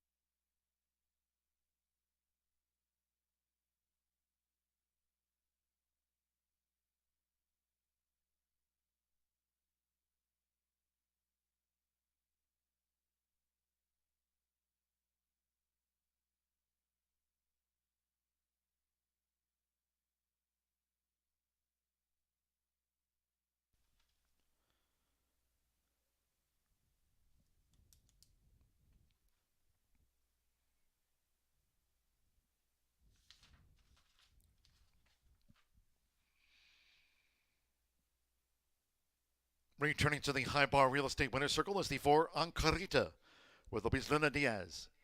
Ankarita is a 2-year-old Sorrel filly by Encore. Out of the A Regal Choice Mare, a choice for the cash, bred in Michigan by Coronet Farm. Steve Murray, trained by Tim Eggleston. Ancarita takes out the maiden juvenile in 15.90 over Sloppy Track. Results in 4-5 exacta, $216.40. Beach Bunny fourth, 10-cent superfecta. 4-5-3-9 paid $273.96. Pick three, $90.90. 50-cent trifecta, 4-5-3, $335.90. 8-4 double, $142. 8-2 consolation double, $5.80. With Beach King fifth, 10-cent pentafecta, 4-5-3-9-1. Beach King fifth. Pentafecta, $1,320.46. One to go. All quarter horse card here on Saturday. Pink out. Saturday we kick off at 10:45 a.m. 10th race, scratch 9. GV Diamante, scratch the 9. No rider changes. Exacta trifecta superfecta. One more 10-cent quarter horse pentafecta. 15 minutes to post time. Off at 6:43.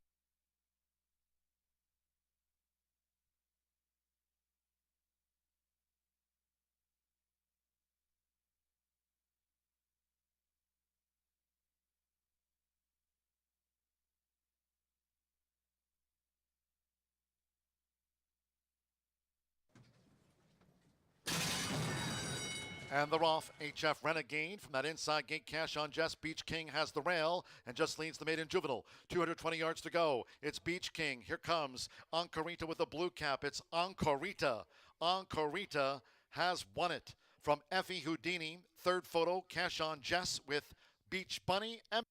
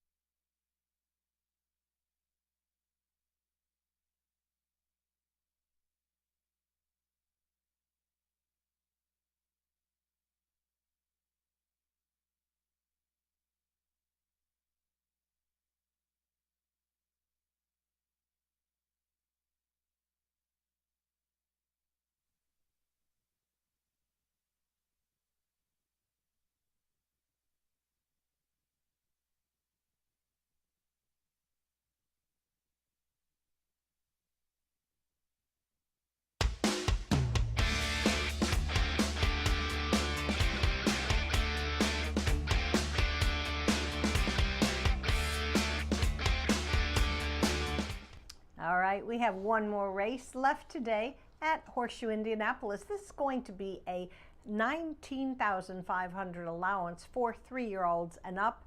And these are all horses that have never won 3 races. We will scratch number 9, GV Diamante, still leaving a field of 8, who will be sprinting 250 yards. All right, my top choice is going to be number 3, AJK Forgiven. Now, this is the high earner in the field. This is a filly by Mo Zumo, who has hit the board consistently for her trainer, Sacramento Chavez. One thing that impressed me is she qualified for both the Harley Green and Blue River Derbies. A very tough crop of 3-year-olds this year, so qualifying for both of those derbies is an accomplishment. One other plus is that she has some wet track experience. She did run 3rd over a sloppy track at the Red Mile. That was back in April, so that's got something going for her as well. So number 3, AJK Forgiven, my top choice. Jessie Vasquez, she was the trainer of GV Diamante, who is scratched, but she's got another nice filly, and that's number 6, Miri V, filly by Cartel's Feature, who has faced pretty tough rivals in 2 overnight stakes. Now, she's made 6 starts so far this season, winning on June 21st, and then finishing in the money in her last 2 efforts. Jessie had a breakout year last year where she won 22 races. That was a big accomplishment for her. This year she's already saddled 23 winners, and she's 2nd in the standings. In my opinion, couldn't happen to a nicer person. She and her husband Giovanni, so solid. They've got a wonderful, beautiful family, and she's just, you know, a really, really competent person and trainer. So congratulations, Jessie, on a great year. And we're not finished yet, obviously. We go till November 17th. All right, let's go next to number 2, and that's Invited. Was impressive in his August 2nd allowance victory, but followed that up with 2 pretty troubling trips. Now, this is a 3-year-old son of Separate Interest. Really like that stallion who stands for Steve Burns out in California. Trained by current leading conditioner Tony Cunningham. I think all this horse needs is a little cleaner trip, and he's going to be in the mix. And then plenty of experience for number 1, After School, who was bred by Ed Allred, who's the owner of Los Alamitos and a very accomplished breeder. After School began his career at Los Alamitos and most recently has come a little bit further east. He exits a 4th place finish in the 25,000 Prairie Meadows Dash for conditioner Hector Sanchez. Obviously, I think Prairie Meadows translates pretty well to here. He's got a chance as well. All right, so I'm going 3, 6, 2, 1 in our finale. Want to remind everybody, get here bright and early on Saturday, 10:45. We've got 13 quarter horse races. They're all trials. Several of these winners are going to return on Champions Day, which is October 28th. But bright and early, wear your pink. Saturday, Rachel and I will preview the entire 13 race card. We're looking forward to a great day.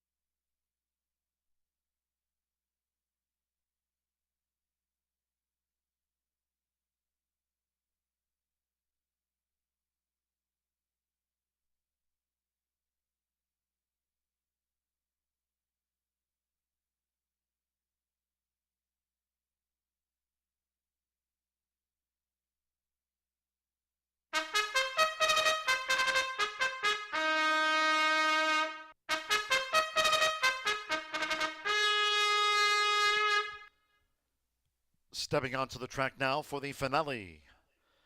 Race 10 carded at 250 yards. Sloppy track, a field of 8. Scratch 9, GV Diamante, scratch the 9. No rider changes. 2 invited, 5 over. 4 Country Celebration plus 3 pounds. 6 Mary V, 5 over. Number 7, This Lady's on Fire, and 3 pounds to the listed program weight. And the 8, No Kiddin', 1 pound over, scratch the 9. Exacta, Trifecta, Superfecta, 1 more 10-cent quarter horse Pentafecta, sloppy track. And the finale will be due off at some point.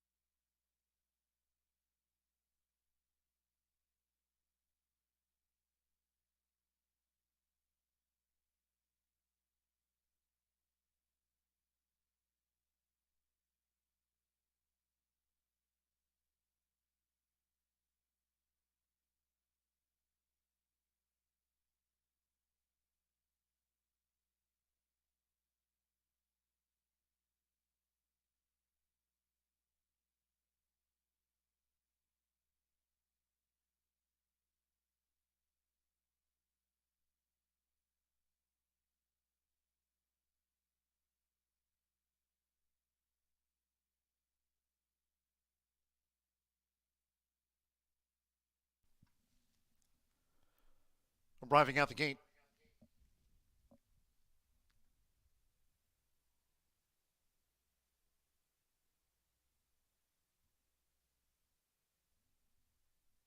loading for the finale. No Kid into the outside gate. Just Give Me a Kiss has joined No Kid, and we're loading up. After School has the rail draw with this sloppy track. After School is now the 7-5 final favorite. 7-5 After School with Edgar Diaz.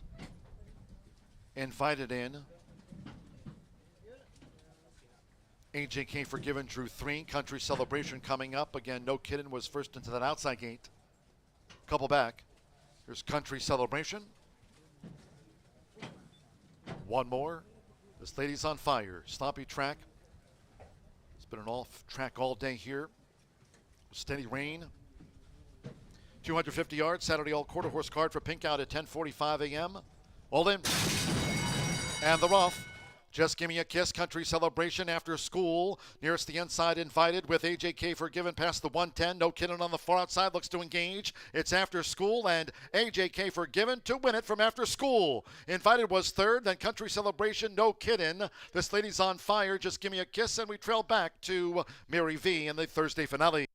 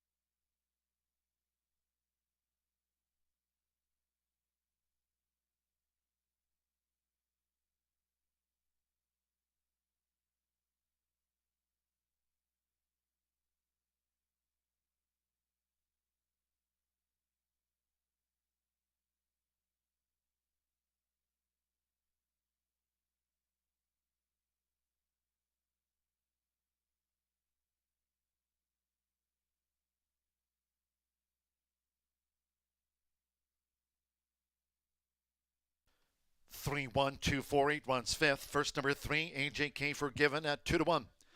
One After School at 7-5. Final favorite, the runner-up to AJK Forgiven. With a sloppy track for the 250, we're standing by for a final time for AJK Forgiven. Number 2, Invited at 12-1 odds third. 4 Country Celebration 5-1 fourth. And No Kiddin' gets into the Quarter Horse Grand High 5 featured here on the finale. It's 3-1-2-4-8. No Kiddin' runs fifth. AJK Forgiven, Jose Ruiz for Sacramento Chavez. And Jose Chavez, Indiana-bred daughter of Mo Zumo. But hold all tickets.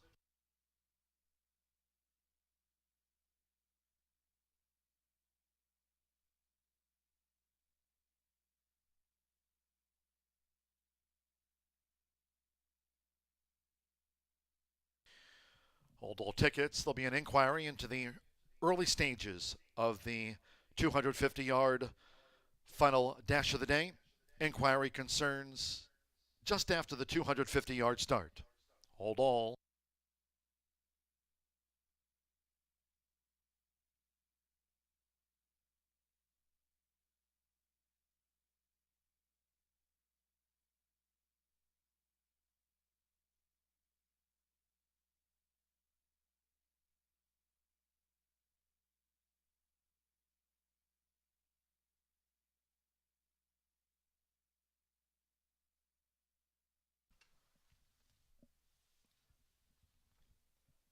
As we stand by for the result of the steward's inquiry, in the high bar real estate winner circle is 3 AJK Forgiven with Jose Ruiz. AJK Forgiven, 3-year-old Sorrel filly by Mo Zumo.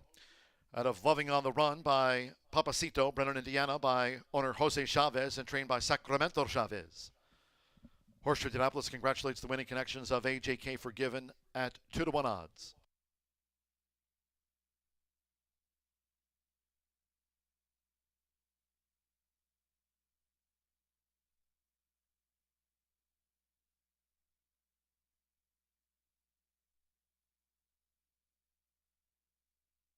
Your attention, please, after their inquiry. The stewards have made a disqualification. It was of an unplaced horse, number 5. Just Give Me a Kiss. Has been disqualified from 7th position and placed 8th and last for causing interference soon after the 250-yard start to the finale. Again, there's the disqualification. It did not involve the top 5 finishers after the 250 yards, but number 5, Just Give Me a Kiss, disqualified from 7th and placed 8th and last for causing interference soon after the 250-yard start. And this result is official. 3-1 exacta paid $18.20. There's the Pentafecta, $123.98. No Kiddin' was 5th. 50-cent trifecta, 3-1-2, $24.15. 4-3 double, $90.80. 10 cents a perfecta, 3-1-2-4, coming back $19.20. And our final pick 3 of the day, 8 with the 4 with AJK Forgiven the 3. Final pick 3 of the day, 108.50. That concludes our live racing program for today. We thank all that joined us here at the races on a soggy one. Cheers to all who tuned in. Live racing resumes on Saturday as noted, an all quarter horse card. It's pink out. Hope you can join us here on Saturday as we honor cancer survivors and their families. Pink out here kicks off on Saturday, that all quarter horse card with trials all day long at 10:45 a.m. Eastern. You can follow us for more on social at HS Indy Racing and check us out on YouTube. Subscribe to our YouTube channel, Horseshoe Indianapolis Racing. Final race replay coming up. Until next time, for all of us here, and that'll be on Saturday, for all of us here at Horseshoe Indianapolis, it's been my pleasure from the broadcast booth. Track announcer John G. Dooley saying good night.